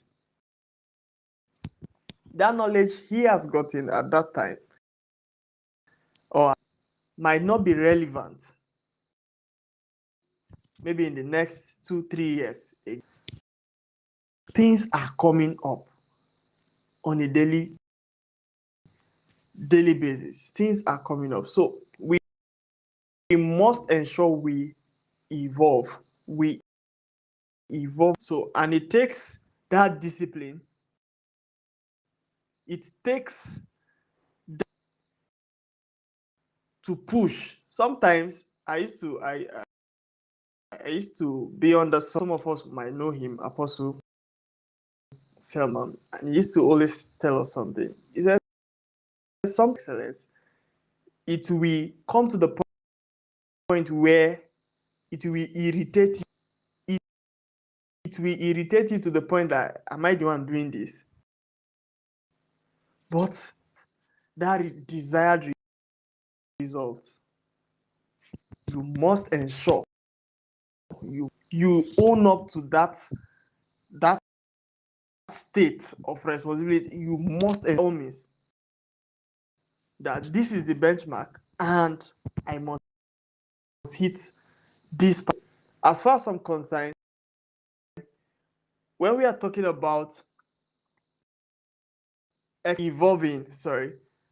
excellence is something that we must not ignore. If you have to be excellent, like I said before, sometimes you get irritated by it. But just so you get the result to remain relevant, you must ensure that you own up of being excellent. So now, for you to evolve, of course, you need the course coming up or perhaps what is trending at this time. However, a touch of history of what has been happening before. So that balance touch. You really might not know how to approach this way. And that's why many entrepreneurs, especially digital entrepreneurs, fail into tech as a whole. What aspect of tech are you? What is the history? What knowledge do you have that particular pursuit? So, what historic knowledge that backs that pursuit? Now, once you have a background of been happening, what is happening now, and perhaps what is envisaged in times to come, your approach to pursuing that particular will be completely different, because you know that there is a target and there is somewhere you are caught. Insight gives you that balance across boards. As much as possible, evolving is not something that we will completely just have to look at what is happening here and now. We must, what has happened before, what is happening now, and what is expected. Let's take, for instance, cryptocurrencies. People who hold coin, sometimes projects like this comes up and go, perhaps using the leverage of exact name now, airdrop. Yeah. So people with different strategies. Now, there are people who already have information that, okay, invest in this coin now, even without necessarily holding that coin. By so yeah, this will happen, this will happen. So that information already gives you that, okay, what I'm doing here, I know it probably might take time. I envisage a kind of result because of the knowledge you have gotten. Trying to pick out of that is the prior knowledge of what has happened and what it is now and what is later on is what we need to balance out and to completely evolve, regardless of whatever space you are. If you must have a touch of history, also have a touch of what is happening now, is expected to happen the future. That way, your approach or your zest, or let me say your passion to moving in the space appropriately. So as much as possible to establish, and I think that is my own, that whatever I'm going into, I should learn for history now. What is currently happening, and perhaps is to happen. And if there is nothing envisaged to happen, that's another. What is the solution you can profile that can bring about? So let's say there's a perception that in the digital majority of people who come up, perhaps trading for in quotes, majority, there's this perception that majority will come and make claims that they make so money, they make the majority think that it's now. If you have that understanding, you have that knowledge. I'm taking that sense of history now. So if you have that understanding, and you know that people are perceived this to be, and you know that that's even now, if you are coming into the space, it then means that it's happening. What has been happening before, what is happening now, to change this narrative. So sometimes it may take some. So you see that the approach is completely different. It's not something that you are like, let me just go, let me start coaching people. The perception you have. If you say you want to go into coaching people about the get results and to clean up the system, if you don't have a prior knowledge, it has been, you probably may drift away. So I feel once you have that prior understanding, this is what it has been, and this is what it is now. By the time you are, and you're saying, I want to do this at this time, of coaching these people, I want them to produce results. Doing right now, I would by all means, it's where they will have to listen to instructions. Perhaps I'll make any claim online at the moment. Let's get formidable results, deniable. So let's get this result. Let it be obvious that we have this. So by the time we are now going on and we are now saying, I'm gonna start teaching, even if we are not charging for it, perhaps. So even if we are not charging for it, we know that there is a vision, there is a perception of perceiving these people in the forex space, for instance. Now,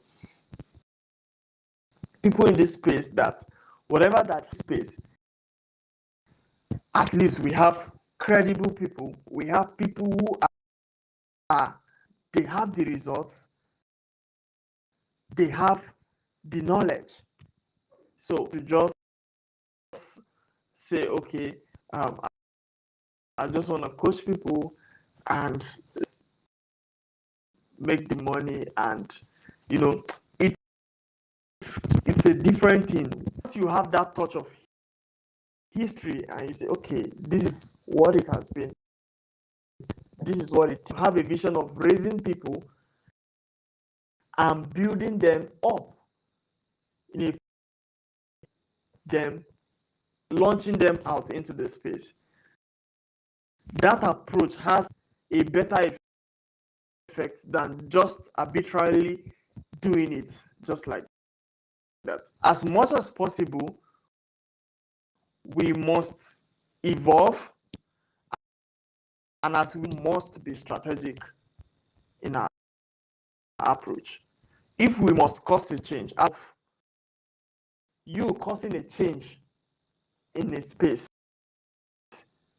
So, and I've foreseen the future and having to enter into it of it for your own benefit. So, if perhaps there is something in the digital space aside AI, has it been speculated what all of those information are the things that you need to search out for? As important as your evolving, sure that you are strategic. You don't just enter into the space and you feel to say for learning management system, many people use coach, why have you not built your own affiliate platform or done this and that? I will always tell them that, do you know what it means to platform? That's number one. Two, the truth is you already, and because some are doing it the right, are fraudulent in their ways, which we are very aware of. By the time we get our own system with that sanity in mind, trust me, fraudulent, taking away people's money, all in the name of building a platform or something. You who is coming up in a credible manner, that is just the truth. They will come if you are not certain of how formidable your system is. Trust me, you will shut down. They will shut you down. It's not you down. And by the time they shut you down, sometimes because of that perception strategy entering into the space, that you probably even be depressed because of such, and you might because of that shut down you have. It's not just possible. Strategic systems across boards that you know that when hosted on these kinds of servers, at least this level of security, you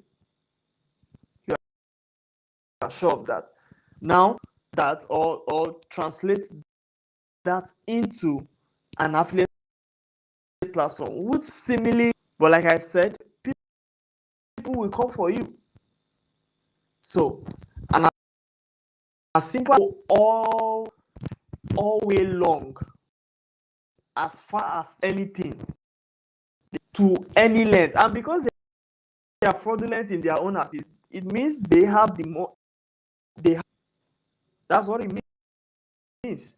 So there is that tendency that they have more money than you can employ somebody who is an hacker to just take you down, to silence you. If you are strategic and formidable in your approach, now, okay, can I test on this system, employ these hackers? Guys, try to invade it, try to shut it down by all means. Try to take this and boom. If they're able to succeed, it means you're terrible. An attack can be launched against you. So, if that eventually, perhaps from the first test, the subsequent test now, the subsequent test, another set of people trying to come, maybe just and from there, boom. Perhaps you get very good. You have a very at that particular time. So, as much as possible, fact that we must be strategic. We must be strategic in our approach, even as we evolve. Even as we evolve, if not, we might not get the best out of the space. Different categories is what I've established here. People who are going into the space to cause a change. That's one category. People who want the space perhaps because of what is envisaged or what they see, can't take advantage of what it is now to now explore. That's another category. So by all means, please ensure as you are inspired to evolve, ensure you are strategic. There are people out there. I was listening to somebody recently. Of course, I was there live when it was recorded. Sadly, this session was censored. It didn't come out in the general media space. Once we have in Africa, perhaps, yeah, in Africa. So I was there in the recording studio that day, and somebody was saying, "Do you know that on deficit, just to make sure that they shut down another company?" Let's take, for instance, very sensitive though, but I will say it. Colgate, what is it called now? Toothpaste. We have Close Up, and we have blue one. Well, three of them. Let me just use that three. Now, as you see, do you know that one came out and it was ravaging the market? It was invading they invaded the market so crazily. The other one was affected. So what they did eventually to the main one, which we all know, went all out to run on deficit. They weren't having the money for promotions, for whatever. They created one that is a resemblance of what this other brand did. They created a resemblance of it, and mainly they did that because they were already known. They had established that they ran on deficit. That's social media ads. Before you don't see all of those things as ads, but currently they advertise. So they went all just to ensure that they stay relevant. If the company is not this other one that entered into the space with rush, they might likely be weak because they are no longer mixed before. And that is because this other company can counter whatever they brought into the market. And it was on them. So that is how fierce the business space is. If you are not strategic in your approach, forget it though. And for some people who are already thinking, I was so happy that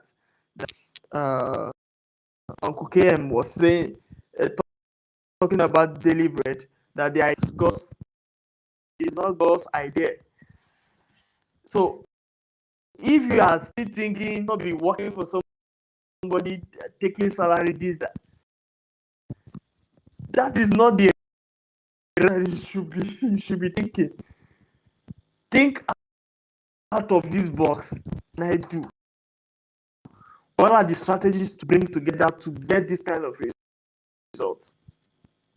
So, as much as possible, ensure that you are strategic in your approach. And it's by knowledge that you have. The insight you have has a lot to do. Me now, just perhaps, if let's just imagine that I had basic understanding about, and I said, okay, with this basic understanding, the space, and I will just build a system. And I said, okay, let me platform because other people are doing it, and I just want to be credible and all of that. But the time you take the platform down, what happens next? You see that. So what happens next? If by people who don't want you in this space. So, but because of an established knowledge in the space, my particular square, it takes time, but I have a plan. It was it gradually, and in that plan, is building people who are credible, people with character. These are the things that you have to check. I remember sometimes I think someone that I took as a contract staff remotely, of course, did away with over £4,000 the company money. Of course, we got it back much later, but then I was like, imagine if I didn't have the capacity to sort the client, to sort our own internet issue. What would have happened at that moment? The image that it would have painted about my company, especially, would have been something completely different. So I entered into the space expecting all kinds of things. I know that I need self. So it's not only the fact just because I feel it's a goodwill. Let me that's just what I'm trying to establish here. We had a contract with this guy. Normally, because of the way our system works, the gigs are give you it and they deliver to the client. Of course, the funds is paid to the funds paid. We take out our own percentage, the worker his own percentage. That's just basically how it works. At the end of the day, the guy cleared all of on the database. So we had no clue that anything had. Luckily for us, the clients had an issue with the job. In setup, you can only reach out to the company directly. You see that? So when we got the message, something like this has happened, I'm not aware. I checked the database, everything. This is interesting. So I reached out to the supposed person, the contract staff, and I said, okay, what happened? This is the notification we got, and this, that. At first, he was trying to deny the whole thing. I said, this is it.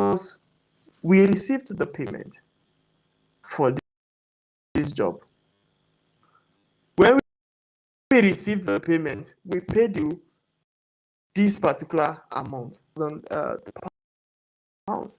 He eventually wanted to do away with that money. A crazy scenario, very, very crazy scenario. So until we, so his commission, in fact, the workers take a larger percent, 70, 80%. They take 80%. The company takes 20% that comes in. So imagine having a gig that 4,000 pounds is the supposed 80% of the money. Almost everything to him. So I had to plead with the clients. Please, just we are trying to resolve this issue. I don't know if this project is something you need, so that I tried to just explain myself to him, and he said it's very urgent. The moment we are having an internal issue with our supposed worker, we are very sorry. Please, and perhaps someone just do the work.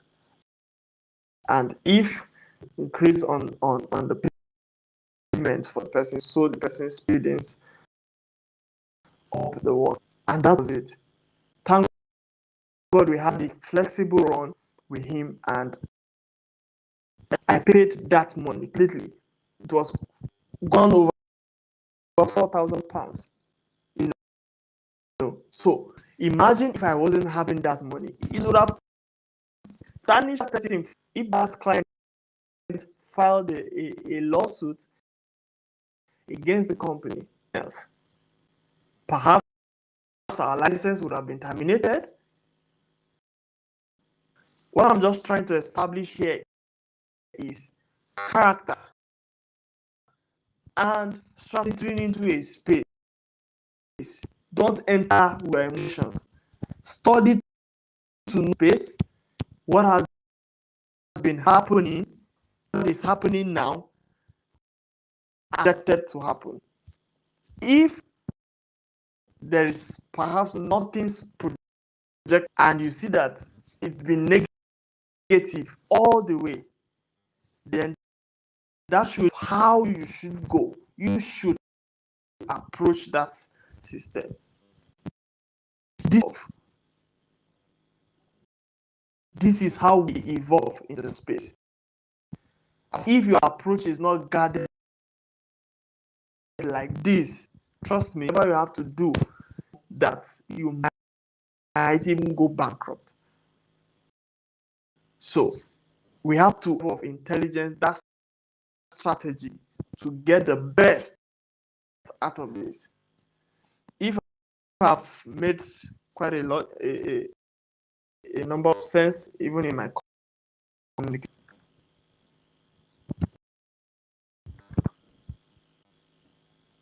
Oh.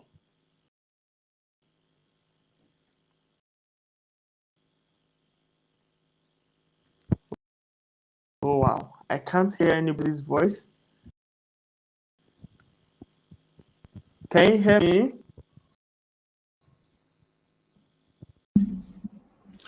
Yes, yes.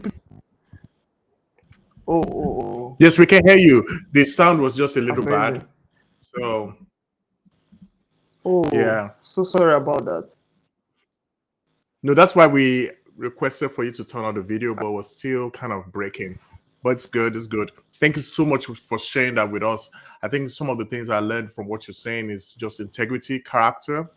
And it's interesting that as we're operating in this space that is the digital space, there are people that have gone ahead to actually spoil the market, if we put it in those terms.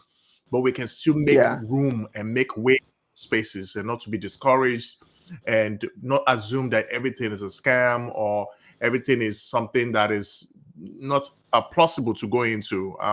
So even as we're talking about digital trends, I can see some people may be skeptical about those things. They'll be skeptical about going into online marketing or online business.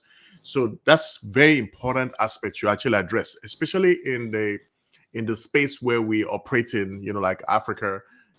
We have a lot of challenge to deal with there. Let's put it that way. And the more we have integrity and honesty. And I love the stories you've shared to actually talk about some of the experiences that you had to deal with in managing those situations. So thank you so much for sharing that with the people. And I hope that people actually learn from that. Any last words you want to just share with the people, and then we're going to move to the next speaker. Okay, perhaps if anyone has a question. Let me just look through the chat real quick if there's any questions. Okay, yeah. So because the sound is really breaking, I'm sorry about that. It's really bad. So most people couldn't really hear you clearly. I'm seeing comments from I wish notified.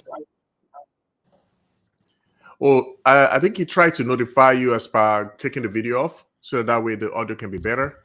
But it's okay. Thank you so much. We're gonna go to the next speaker. Thank you for sharing those insights with us. Okay. Let's see. Thank you, sir. Yes, sir. All right. Before we go to the next speaker, we're gonna bring up a video real quick for the last video you're gonna be watching before you hear the last speaker. Not the least, this is an important person that you need to meet, you need to connect with.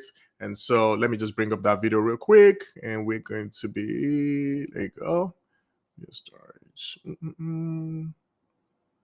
Okay, where's the video now? Okay, got it. We're just gonna go to this one. He moves in speed, in styles, in different directions. Unbeatable.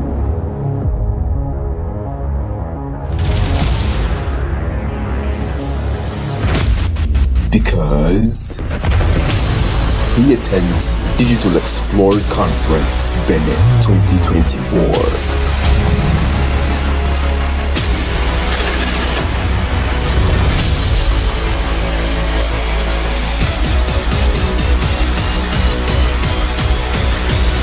The 23rd of November.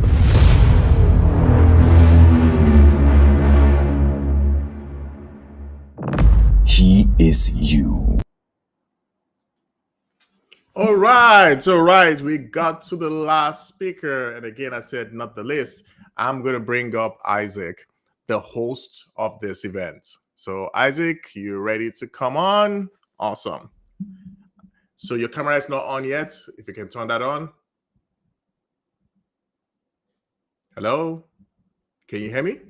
In case you're speaking, you need to turn on your mic. Okay, awesome. There you go. Your mic. Yeah, good evening. Awesome. So just to give you a little backstory, Isaac actually worked with me when was that? Was that about a couple of years ago? Like 2 years ago? 2 years ago, yeah. 2 years ago, yeah. So he worked with me on digital marketing for a YouTube channel that we were trying to grow, and he did a great work then. That's where we connected, and we're talking about the doors that God may open. You never know where it's going to lead to. And then he reached out back to me and said, hey, look, I'm doing a conference, and he believed that I need to be involved with it. And here we are today. And this is just the first of many things that are about to happen. And again, I'll reemphasize again, November 23rd, next week, we're going to have an in-person event. You don't want to miss it. You want to be a part of that. And people have been working behind the scenes, sweatlessly, putting this together. Maybe you might share some of the behind the scenes at the event. Who knows? But it takes a lot. It takes a lot to pull this together. So I just want to bring Isaac up, and he's going to be talking about, here we go, building trust online beyond your content. So it's interesting that this topic actually leverages also on what Victor talked about, where he's talking about all the security concerns or trust or building character, how it's essential in the online space. And, Isaac will be continuing from there. So I'm going to hand over to him right now and get off the stage. Awesome. Yeah, good evening, everybody. I believe you can hear me very well. So, like our uncle said, we're going to be I'm going to be talking about building online trust. And yeah, before I continue, I would like to I'll say a big thank you to UKM. I would like to say a big thank you to Dr. Robert, and also I want to say thank you to our very esteemed speaker that just spoke right now, Mr. Victor. Although we couldn't hear you very well, like it really, I understand. I understand. Nigeria network is not really that okay. Yeah. So moving to the topic for today, I'll be sharing a slide with you. So okay, yeah, sound is good. That's great.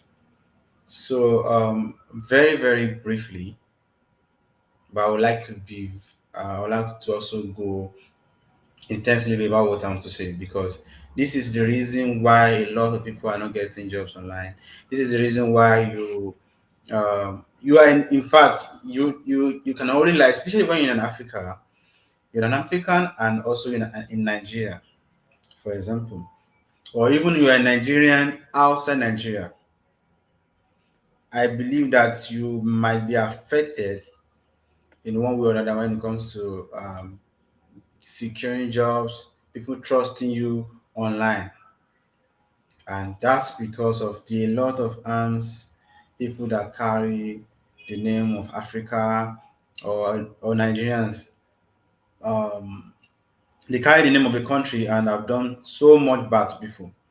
And that is why I'm going to talk about this particular topic. It's very, very, very, very important. So I'll be sharing a slide with you very, very soon.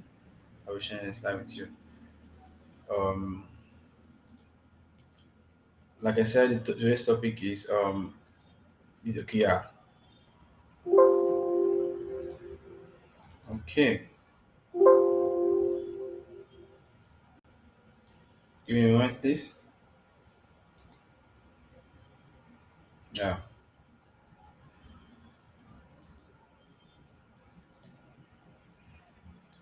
Okay.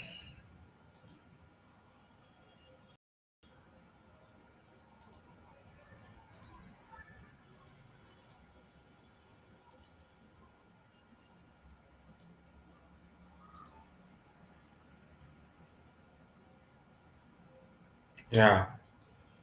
Thank you. So our topic,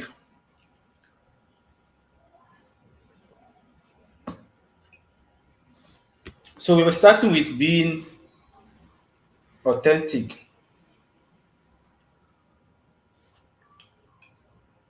No, I'm sorry.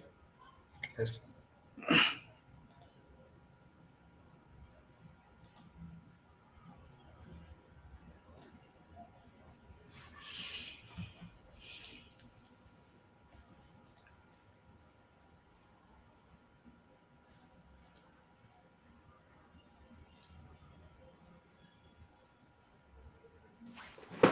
Okay, I'll change it for you. Just go ahead, please.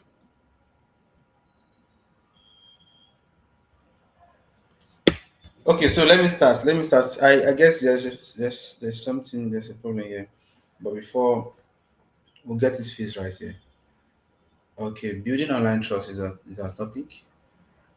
I don't know how do we even disconnect, so I'll just continue going.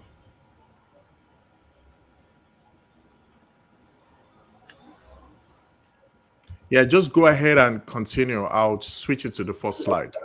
Just continue, please. Oh, okay, okay. So like I was saying, building online trust is our topic, and the reason why it's very, very important to talk about this topic is because of the things people face regularly when it comes to um, getting jobs. People are complaining, people are saying, oh, sometimes people are asking me, oh, how do you get jobs? Or people are very, very concerned about, oh, do they really give job online? Is there, because now, okay, let's first talk about why people want to get job outside their continent, especially when you're from a third world country and a continent where people don't really appreciate digital stuff that much. Sometimes people don't really value the fact that you are working online. They can't see what you're doing, they can't feel it. So they feel like, okay, you're talking about you want to build a website for me. So what is your work? I imagine someone asking you, what is your work? I mean, my work is building a website. And so what are things I want to really know? I don't know. Some people are here familiar with these things, and people ask these very very funny questions, and they'll be like, I want to really know what your work is going to be. Or sometimes you say, okay, I'm going to run this advert for you. So they say outside, then you hear something like just running the advert. What else will you be doing? And this is because people have little understanding of what the online space looks like. So the way where it's been appreciated, they also don't trust you because of where you're coming from, because of the harms that have been done to them by your people, because of the things that are have been constantly said about you and your people. So how do you now build this trust? In fact, let's even assume that you are from a top line country, and you feel like, okay, there are still more to just to getting people to work with you. It might not necessarily be job, but connecting with people, creating network, um, getting people to do things for you online. So we're going to start from the first one, which is, like I put it here, I said the first one is be authentic. Now, people have problem with this because they've been told online that, okay, for you to be taken serious, you have to do this certain way. You have to always be posting this. Just be real. When I mean be authentic, I don't mean be wearing suits every day. I mean be the real you. And what is the real you? Now, the real you might not be what the screen wants to see, but then the professional real you. So you are known to be a baker. You can bake, but outside being a baker, what else do you do? What else is the movement part of you? That is what I mean by being authentic. Let people feel that you are a real human being. That let share your story with them. It is from when people hear a story, they can relate with your story. Sometimes they might not be able to relate with your story, but they know that this person is a human being that has soul and spirit, but not just a picture, not just um anything. And yeah, when I say be the human side of yourself, share your stories. What's your core value like? What's your mission like? Who are your audience? Do you know? Now, one of the things I first did, let me rewind back to when I said when I was new to Facebook. So at first I connected to Facebook just to connect with old time friends, and you know we was just whenever we go online, it's just chats. I doing almost the same questions, asking every now and then, asking every now and then. If I go online, before if I go online and I see like 200 active friends, I'll be very excited. I'll be like, wow, there are a lot of people to chat with. And I'm chatting about, and I'm sending hello, to about 20. Yeah. To people that I know that are more likely to reply me. Then it was just about re- connecting with people, just chatting with people, and just having fun online. There's nothing more. That was then. But as time goes on, I became more serious about the online space. And I start getting more conscious and more aware about what it entails, what it can do. That's when I stop just being online and chatting with people and everything. Then I became the professional side of what I do. Now, what did I do first? Because I've already connected with people, and I've been trying to make friends, and I've been trying to make friends with people. I've been trying to just chat with people anyhow. But when I realized that there is more to being on the social media, I started realizing that I need to change my audience. Then what do I do? How do I know my audience? How I know my audience first is through what I do. So you pick up what do you do? Now, for example, if you're a medical doctor, what you do as a medical doctor will reflect on who you are talking to, who you need to connect with.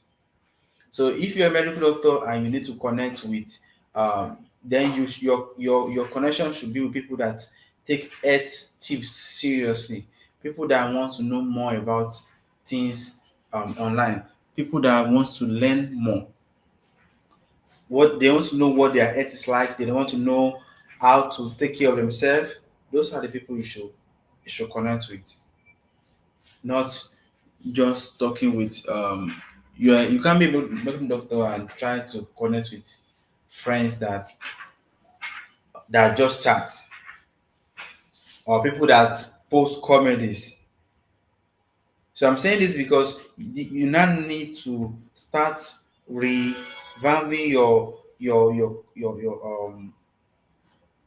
audience. Now you now need to restart checking them. Is this person my kind of audience? Are these people the people I'm looking for? If they are not, and they have not been, now your audience must be people that contribute to what you're doing, what you want to achieve online. Are they contributing to it? How do I mean by contributing to it? Do they really um do they really meet your standard based on what they are doing online? Or are they just cracking jokes and they have never reacted to your content? They are not commenting, they're not making inquiry of what they need to do about what you're doing. You just find that these people are not interested in what you are doing. They are not your real audience. Then you remove them and focus on the kind of people that you want to meet. And that is why it's better that when you are just starting to be active online, it's better for you to learn this, because the moment you have taken a lot of time to build people, junks and everything, add them together, it will be a lot of tough. It will take a lot of boldness and a level of toughness to remove the wrong people, because they'll be feeling like now you are big, you want to now remove me. You feel like I'm not. People that are trying to manipulate you, or let's say blackmail you, so you think I'm not really important in your life again. So I'm not saying you should remove people because they are not into they are not medical they're not into your career. They're not medical doctors like you. No, I mean people that these kind of guys, this audience, are not interested in what you are doing. They're not interested in what you're saying.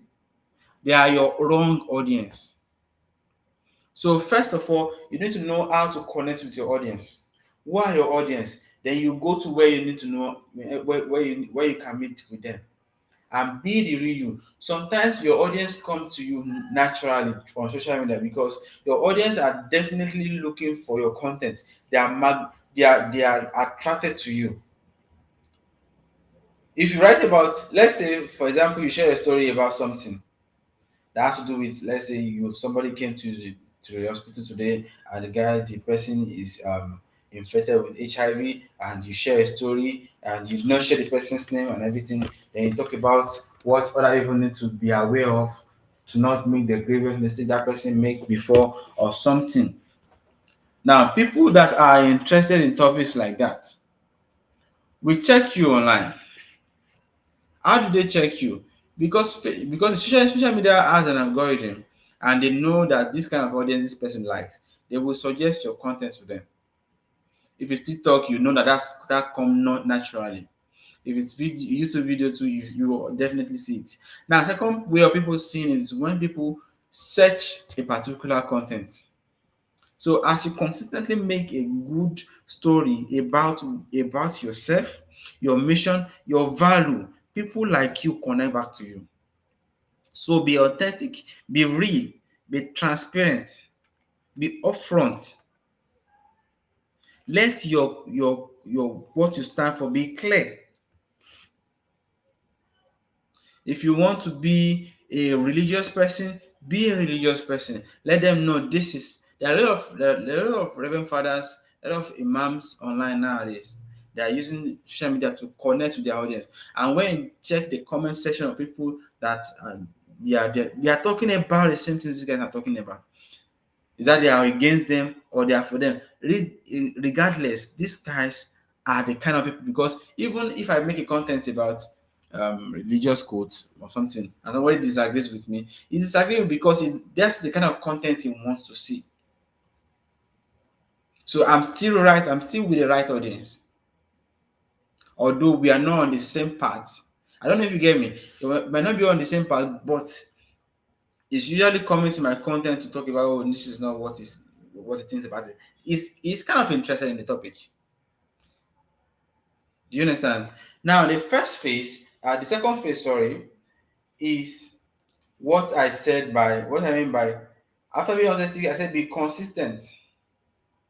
Now, you tell your story today about let's say you're a food seller, somebody bought from you and did not pay, and you later caught the person somewhere else eating in another person's restaurant and something like that. Now, first of all, let me mention that you need to know how to tell story. You need to know how to tell story. Now, be consistent. You can't post a story today and come back next week and expect people to come back to you because you post a story today, and maybe let's say you are supposed to be posting every day. Okay, let me even explain this to you. Being consistent is not posting every day.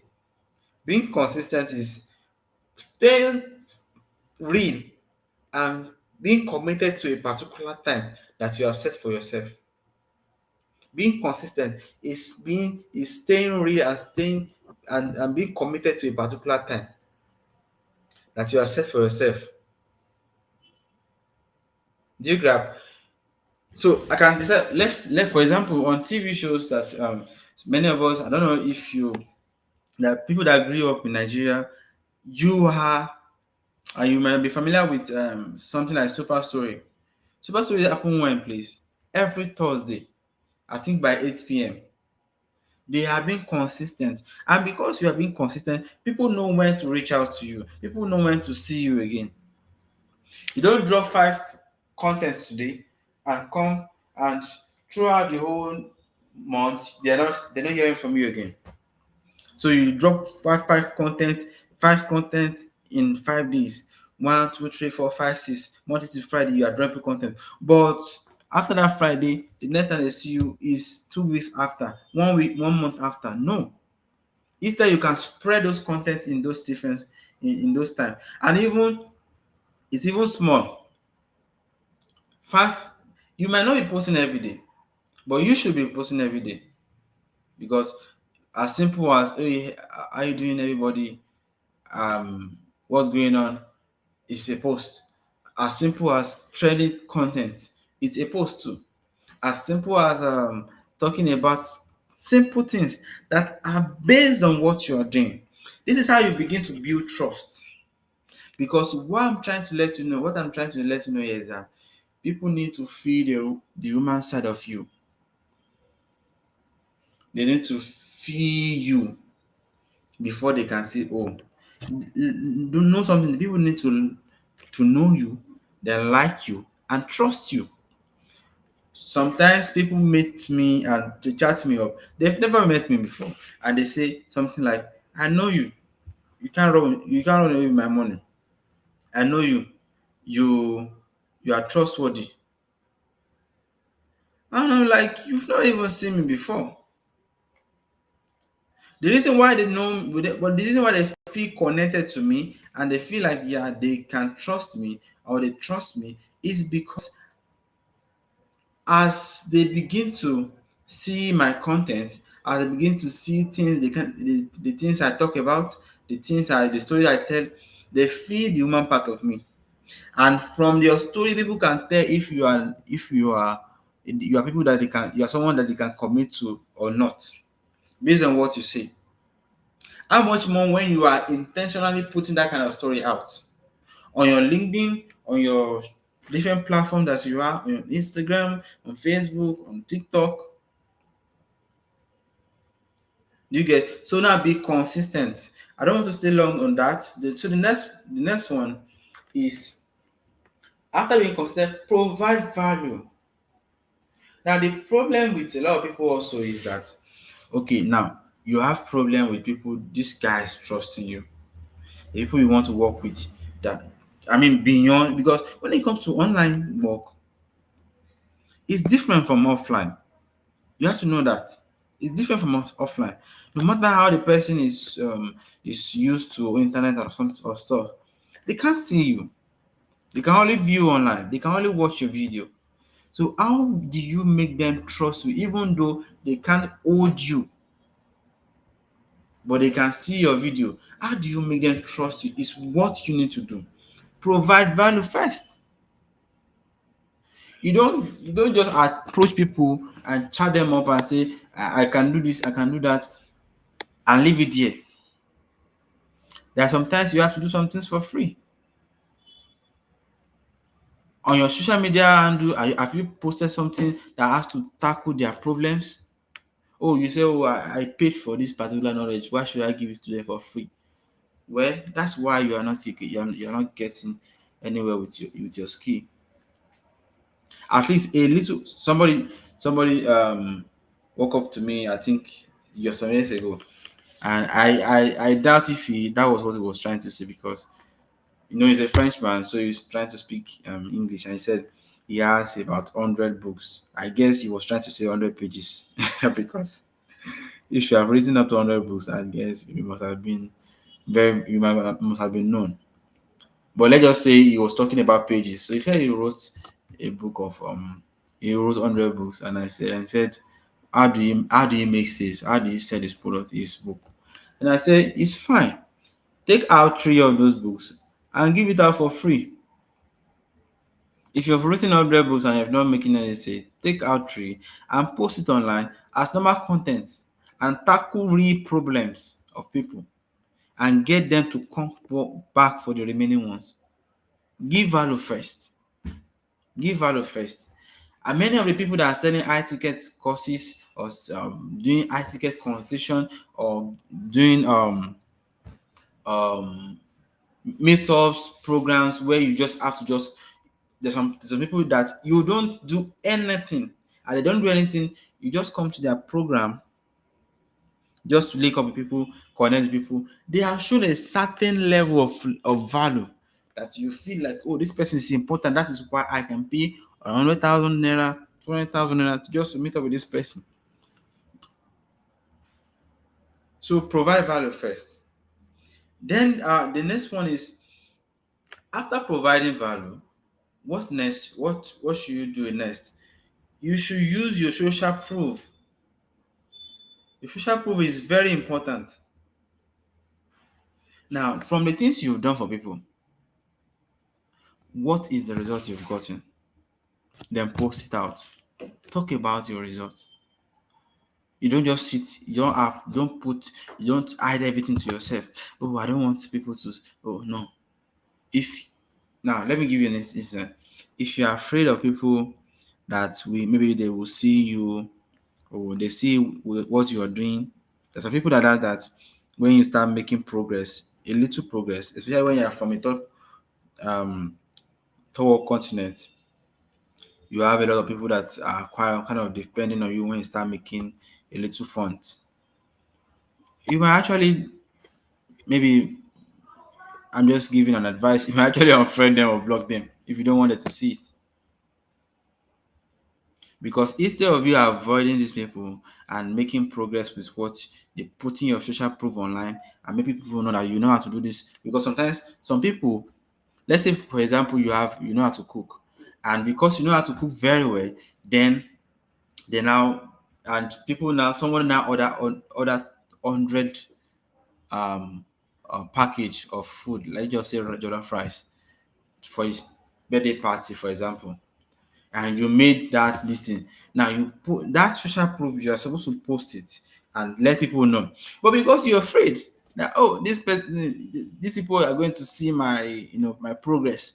Oh, they are going to think I have money now. Oh, 100 this thing, they might ask me to come and give them one or two for free.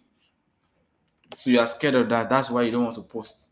Meanwhile, if someone else see that 100, they say, oh, some people want to. Let me give you one insight. People want to do what people are doing.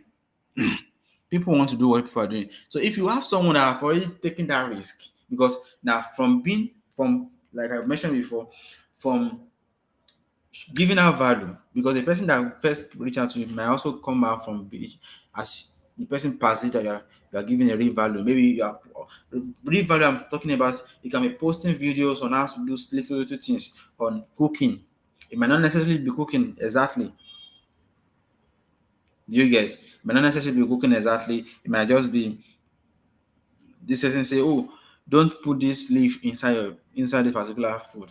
Oh, the person is just showing a content, how he or she is creating or doing the particular thing she's doing, and somebody now take a move and buy the food. That food is an investment. The thing that the person bought from you is an investment. Both the food and the review is an investment. The review is also very important as the food that you already cooked. So what the person said about you, then you post it online. You keep on adding this profile. These things are profile.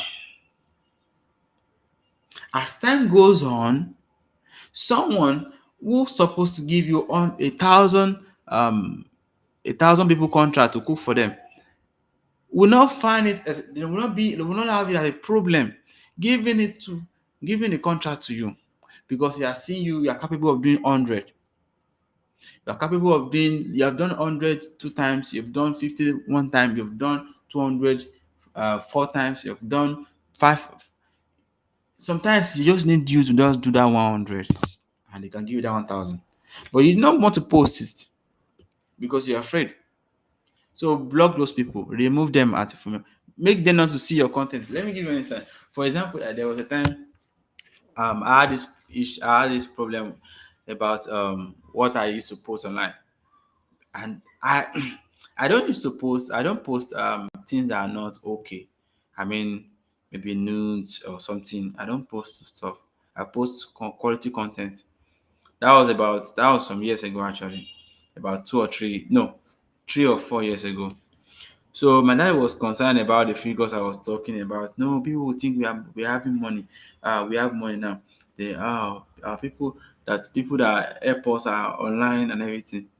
When it was too much for me, I actually went to his account, used his phone and unfriend myself. No, I didn't unfriend myself. I used his phone to stop seeing my posts. So he never knew why he did not see my post again. But that really helped me, because instead of him stopping what I was doing, he gave me I yeah. Instead of him stopping what I was doing, I had to just, stop him from seeing it so that I can continue and I can progress. And I believe that later on, he now understands, even that's if he knows that I even already have. I even use his account to do that. But he now understands why I did that. But at that time, if I left everything that way, it wouldn't be a good.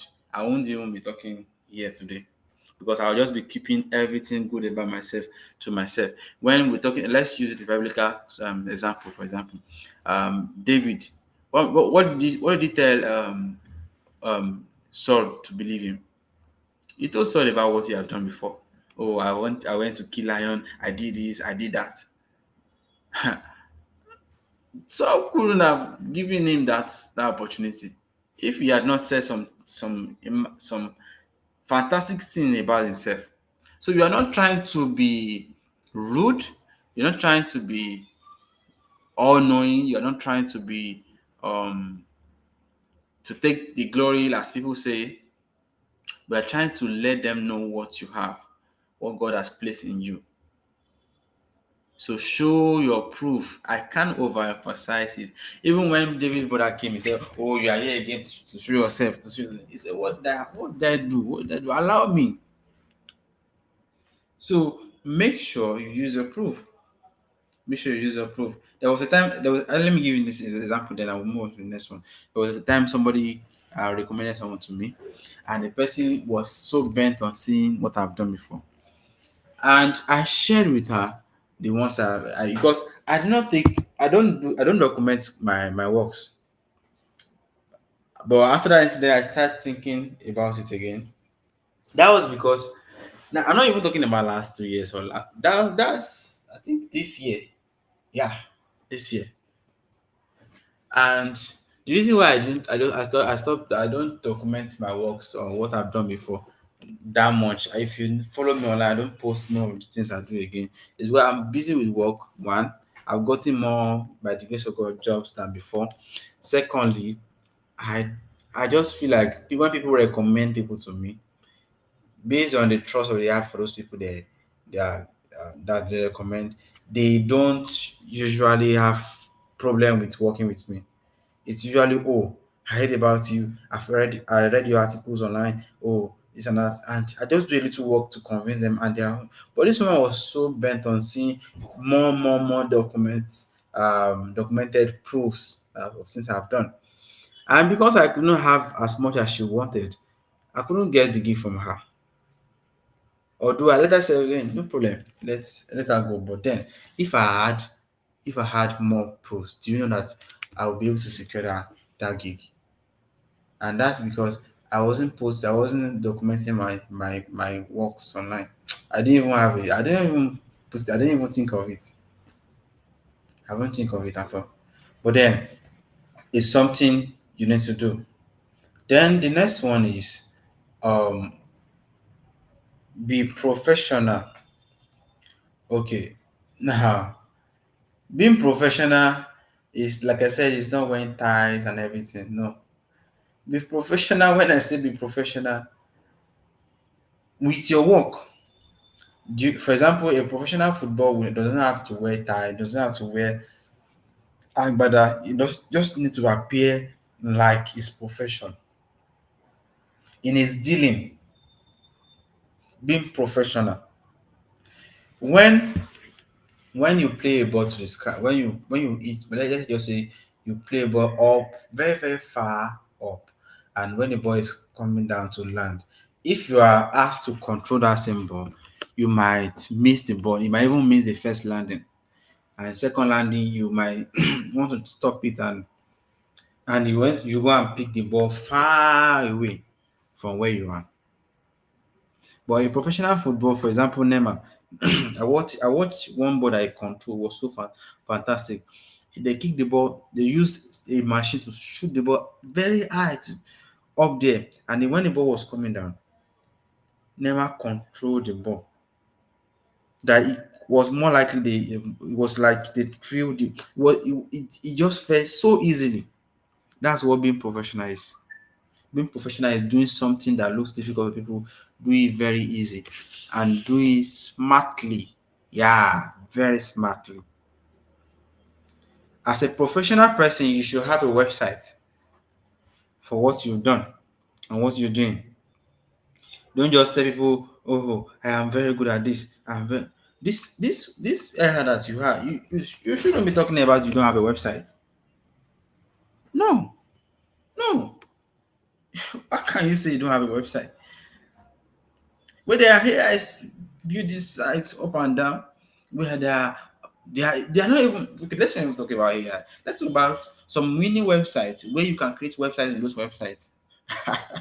There are some sites that you can just create a little portfolio about yourself, and you don't need just a page. And you set people there. That alone, just being making you being professional, it has a soft for some people. Some people just see that and they feel you. They feel you. Be professional. Yeah, your website, you have a website, but your website doesn't have SSL. You don't have SSL certificate, and you're like, oh, And somebody wants to maybe they want to sign up on a website, and they are seeing information like, oh, beware of this site. Information on this site are not protected. And you sometimes you are not okay. Somebody with this one of my students. She wants to run advert for one of our products online, and she e-commerce product. She doesn't have maybe I think something happened to her SSL. Maybe it wasn't well fixed, and when you want to click on it to be, they'll be warning you. Not like the site is a phishing website, not like they have a problem, but because of the security of the people that are coming there, even browsers are warning people that don't use this site. Or are you sure? When they give out that warning site to people, they feel like, oh, this is, they feel suspicious about you. If you don't know, SS stand for security socket layer. Is that small thing that looks like padlock near that browser? When you enter a site, it secures the information there. So when you have those things are well looking, I have a website for myself, www.ourdigitalprofessor.com. We have a website for this program, www.digitalexplore.com. And we don't only have a website, we have a customized email too. Contact at ourdigitalprofessor.com. For the conference, it's info@digitalexplore.com, exploreconference.com. You see, it's that easy. When you present that to people that have names, big people, they feel very safe with you. Internationally, they feel safe with you. There was a time, I remember 2020, one of my friends that was in US, that time we just met, and one of the first thing after he was out, then he was the one that was basically the discussion of sending me money. I was like, no, because I watched one video of Bishop David. I was like, oh, when they meet you online, they'll be like, or they meet you physically, they want to ask you what you need. And I was like, no, it's okay. So I was like, at first, like, I was okay, no problem. Although I had a lot of challenges, financial challenges. But the guy insisted, and I feel like, what if God is just leaving this guy to send me money? So I said, okay, no problem. Then after some while, he started asking me a lot of questions. Oh, I guess he wanted to send me money, and his parent told him, or his friend told him, oh, he's from Nigeria, be very careful, something like that. So he started asking a lot of questions. I was like, you know what? I told you not to send it. You wanted to send it, so I don't. But then he now asked a question that he gave me. He said, do you have a website?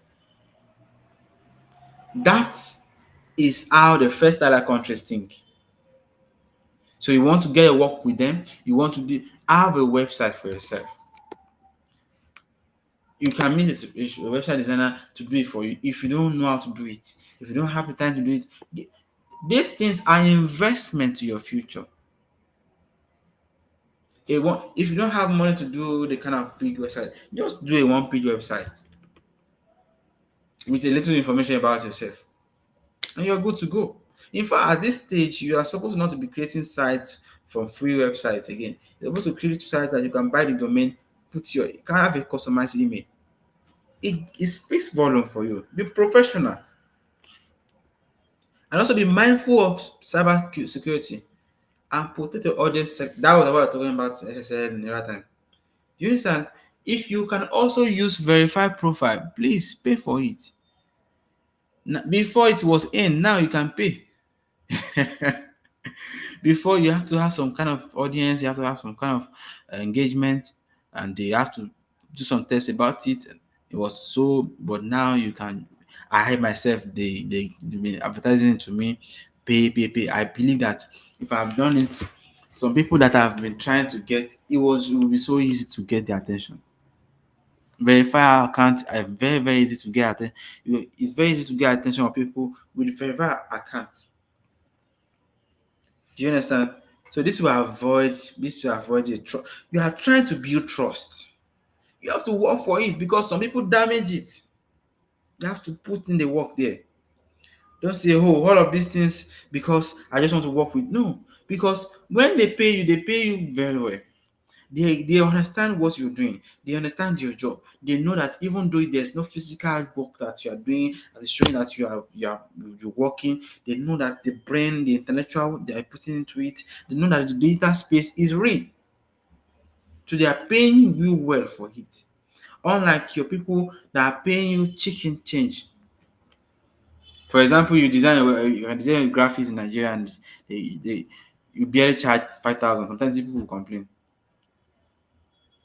But you can design graphics for someone in the US and they pay you as much as $20, as low as $20 to them. Because some of their people charge $100.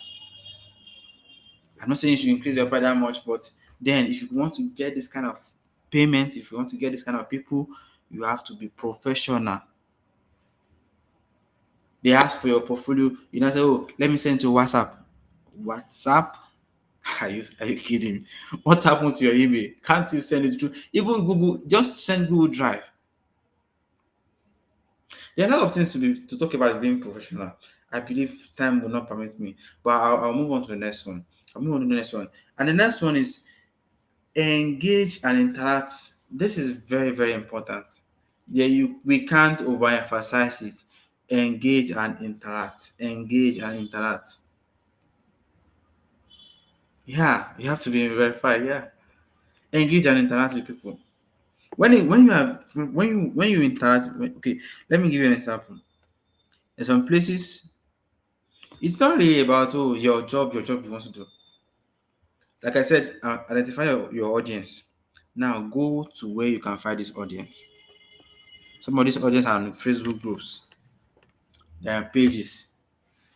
They crack just a laugh. You don't just laugh. Just say something that will make them to want to check your profile. Even if it's something that makes them laugh. Yeah. If it's group chat, provide value, give value, give value. Let people as much as you can. As people continue to give value, they don't ask if your skin color again. They don't ask if your nationality again. They don't have problem with that. The more you give value, the more you give value. It reduces the questions they are asking you. It reduces the level of distrust they're having towards you. It increases your chance of working with them. It increases your chance of trust. So interact, engage, joke. It's not always about business. At that moment, no. In fact, let me give you this hint. If you want to get paid today from a client, especially maybe you want to get paid in big figure, it's advisable that you start planning it 2 months ahead of you, so that out of desperation you will not look like a scammer. Because one thing scammer does is that they want the person now. Yeah, I understand the art of closing sales, but closing sales does not mean you should be desperate. Put in the work there, and sometimes what should take you 2 months before they verify you to take a day. Let's assume you have created content, series of content, about 10, 5 relatable content, very mind-blowing content, and you put them online. Somebody can connect with you today and go to 3 content, 4 content, 5 at once. And at the end of the day, the person felt like he has met you for over a month. And instead of him taking time to check and see, let's see if this person is going to be a good person, no. The person reach out to you and pays immediately. So you plan it ahead. Oh, I want to start charging $1,000. I want to start working with this kind of people. So how do you then look, where do I get them? How do I work with them? How do I make them believe me? What are the content that we need? Then you start creating this thing. As time goes on, they don't ask you a lot of questions again.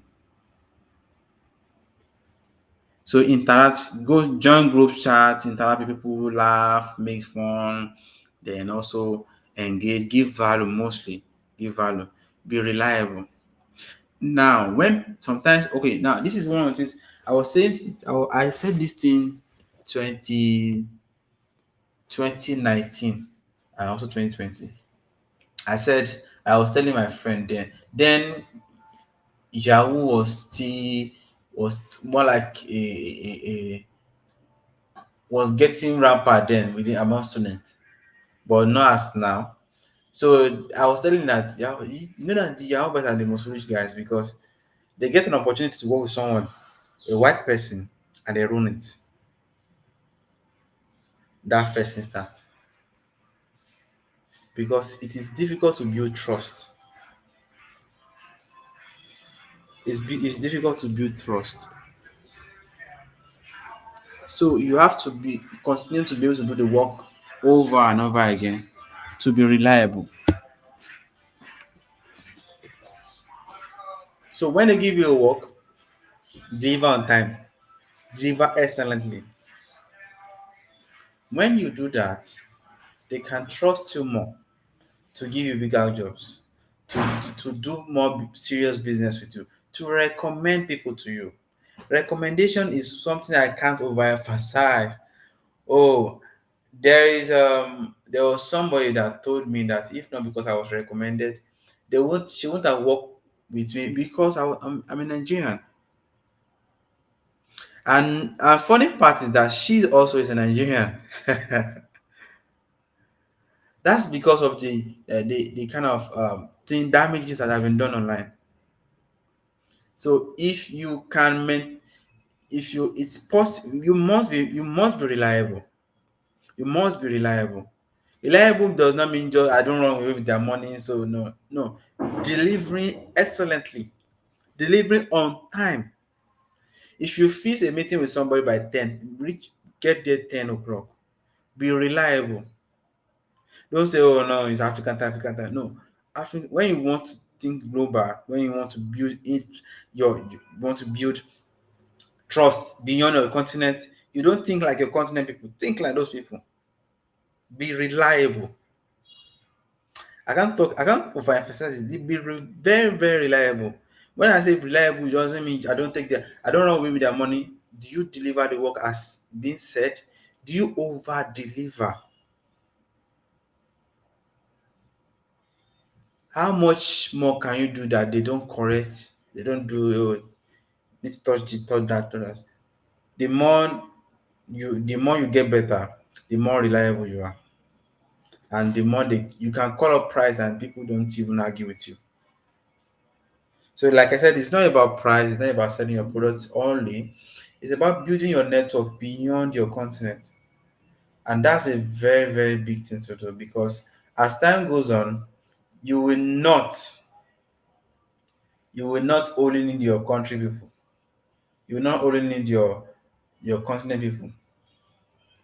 You want to reach out to people outside the country. You want to go outside. Maybe they gave you a visa. You don't know where to get to. So some of your friends might be in Canada. I've connected with them online, and they can take you to their place. They can take you to the nearby places they can even give you direction. It makes things easy for you. You get it makes things easy for you. So the end, which is okay. I think that's the end. Yeah, that's the end. So like I said, be reliable. Then um, above all, make sure that um, you are a good person. Spend more time to build yourself. Spend more time to build yourself. Grow your skill. Grow your skill. Yeah, there's more to come on the D-Day by the grace of God. It has been very, very, very hectic planning this thing, planning this conference. It has been very challenging because of there are a lot of things that we're encountering based on the kind of people we are trying to reach. And a lot of people have said it is impossible to do it. Our goals are unrealistic.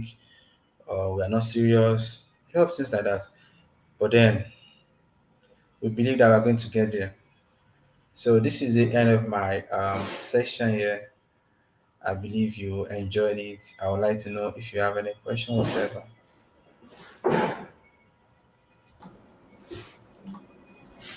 Awesome, awesome, awesome. That was really good. That was really good. And I'm trying to look through the chat to see if there's anybody asking questions. While we're waiting for people to turn in their questions, how do you feel today? Because the question I will ask you as a whole, how do you feel today that you actually did the virtual summit? Because I know the in-person one is next week. How do you feel? I feel great. I feel great. Yeah, because um, I was so worried. I was so worried about the virtual, and also I was so worried about the online one. So seeing the virtual one go very well, I'm very confident about the online one too. Okay. If you're in Benin, make sure you attend the in-person one and you get to shake the hand of this esteemed man that is pursuing his dreams of seeing change come to Africa when it comes to digital world. And so those steps, do you want to just go over those steps real quick? Just run through them real quick, the steps. There was a lot, and some people may just be jumping in Yeah, right now. They may have missed what you said. So yeah. we'll just go through it. So the first one I said, be authentic. So be yourself and be the best version of yourself. You can joke, laugh, interact with people. Be consistent. Don't post today and they see you next week. Be very consistent what you do. If you want to be posting once a week, do it that way. But then make sure that depending on the kind of audience you have, know that the more you post, the more you get seen by people. So have that at the back of your mind, but be consistent with what you're doing. Also provide value first. So it's not always every time that you bring out product and advertise people. Sometimes you just connect with them, have chats with them. Value might not necessarily be teaching people. Just be real with them. Sometimes some of my clients share their problems with me. Some people that I don't know before they talk about things that are going on with them. Just because you give that time and you are very chill, you're not really extend by, oh, I want to make that money. I want to collect that money from this person. You are very calm. In fact, sometimes as you have meetings upon meetings upon meetings, and I stay hours listening to their story, what they've gone before. That part is also value too. So provide value to people. Use social proof after you've gotten your job, the things you've done before. Use social proof to also advertise to more people. That, oh, this is what I've done before. This is what I can do. That's a portfolio. Then be professional about what you do. Your delivery, the way you handle jobs, excellence of the job, the dexterity of it will also tell on you, and also be engaged and interact with people on platforms. So you also know the kind of community that brings more people. So of recent, I'm also taking note of something which I want to start being active on LinkedIn too, because I've not really been active on that because I've not really been my team. But then seeing that there are kind of opportunities that are there to know your community, engage and interact with this, then also be reliable. Let people be able to trust you with jobs and gigs. Be reliable. Okay, I think you covered everything right. Be reliable, and okay, yeah, you did. Awesome, Yeah. awesome, awesome, awesome. So yeah, let me just take this off real quick. I see a comment right here. Let me take this screen off. There you go. Awesome. Let me go back to the chart and see what we got here. So someone says here, and I'll just post that here. Say, Professor, please tell us more about what we should expect on that day. Okay. So like we've been saying before, we want on that day we're going to be having keynote speakers. Yeah, keynote speakers that are here in Benin Republic, and also be having a live session with one of our speakers from the US. Also going to be having now beside the speakers stuff, it's going to be fun. I want a conference where people will be able to say, "Yeah, I love that. I love that." So it's going to be fun. There will be painting, there will be VR games, there will be interactions, networking. Very, very important. There's one thing I don't joke with about when it comes to going to events. I don't have a shame in networking people. I even more if possible, I go and meet the speakers because the people that you have in your contact list, they really tell more about how far you want to go. So networking is very important. So that's very one thing we're going to be doing. Then also insightful discussions, hot panel discussion. Now when we say hot panel discussion, but in that sense, it's not more like a talk show where we throw answers and then we have speakers and they deliberate and maybe let's say they have debates on things. And let's say this person say AI, because some people believe that AI is taking jobs. Some people don't believe that. So you have discussion on these different things. You have discussion on trends. So this particular trend I think is so we want to be social, but also because these are the ways we can really use to penetrate into the heart of people with the information we want to bring out. Because if you just say, oh, we want to teach, it will be like more like a just a conference, like any other conference where people will be bored. And since we are talking mostly to youth, so I really want it to be fun, free, and everything. Awesome. That's so good. Would you just talk about this where people can actually connect to get more information about the upcoming event next week? Okay, so you can actually go to our website www.digitalexplore.com, exploreconference.com. So on that page, you will see you click on register. You will go and register on the platform. Then also below it, you see our Telegram, our WhatsApp channel. Connect there. That's where we share information in case you are not able to. Because when you register, you might not be able to get more information until the D-Day or something. But you can get information or through the WhatsApp channel on that day. Awesome. I'm going to push that on the bottom of the screen so that people can see it also. Yeah. That's the digitalexploreconference.com. Is that correct? D is not there. Like digital. Oh, there's no D? Oh, okay. Yeah. Let me change that. Just digital. You see? That's why I need to put it there. You know? That the digital is our social media handles. Yeah, exactly. All right. So that's a social media handle, right? Yeah. I mixed it together. Sorry about that. So go to that website and register. If you have any questions, join the WhatsApp group so that you can ask those questions. Again, this is the first virtual one and the first in-person one, and many more is going to come. Engagement opportunities for 2025. The dream that we have is there will be an advancement in the digital space when it comes to Africa. Thank you so much for joining us on this session. This is the last session, and we're grateful to all the people that stuck around for how we've been here and sharing the ideas and insights. We are grateful to all the speakers. We're grateful to all the sponsors that assisted in one way or the other, whether in kind or in monetarily or voluntarily. People have contributed their time and efforts to make this happen. So now let us go assemble at the next event in person, November 23rd. I'm going to wrap up with the video and connect with you very soon. You have a good one. Yeah, thanks so much. Are you ready? Are you ready to experience digitalization on another level? Don't look too far. It is here. Digital Explore Conference, which will be held on 23rd November 2024 in Cotonou, Benin Republic. Have you ever imagined where the greatest minds are gathered in one place? Explorer Conférence, pour ma part, c'est une conférence qui viendra révolutionner le monde digital au Bénin. Inventors, investors, business owners, and experts in different fields will be there. It is fun, it's cultural, and it's innovative.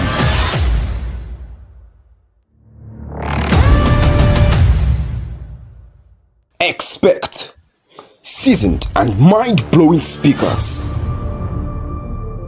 talk shows, live performances, panel discussions, art, games, fashion, and 1,500 attendees.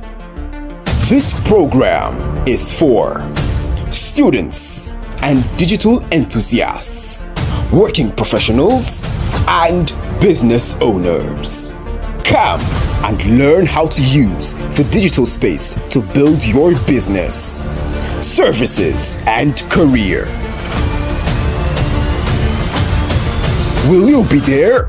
Register now. Je serai là. Hello guys, Digital Explore Conference 2024. You need to be there. Don't tell me you're not going to be there. I will be there. Digital Explore Conference 2024. I will be there. So go straight to our website now at www.digitalexploreconference.com and register. I can't wait to see you there. I can't wait to have you. So see you at Digital Explore Conference 2024. Peace. He moves in speed, in styles, in different directions. Unbeatable.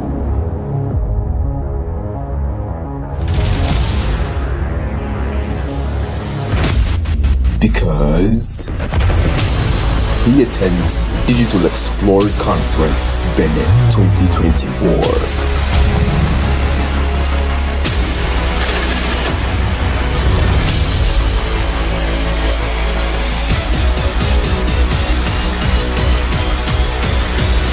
The 23rd of November.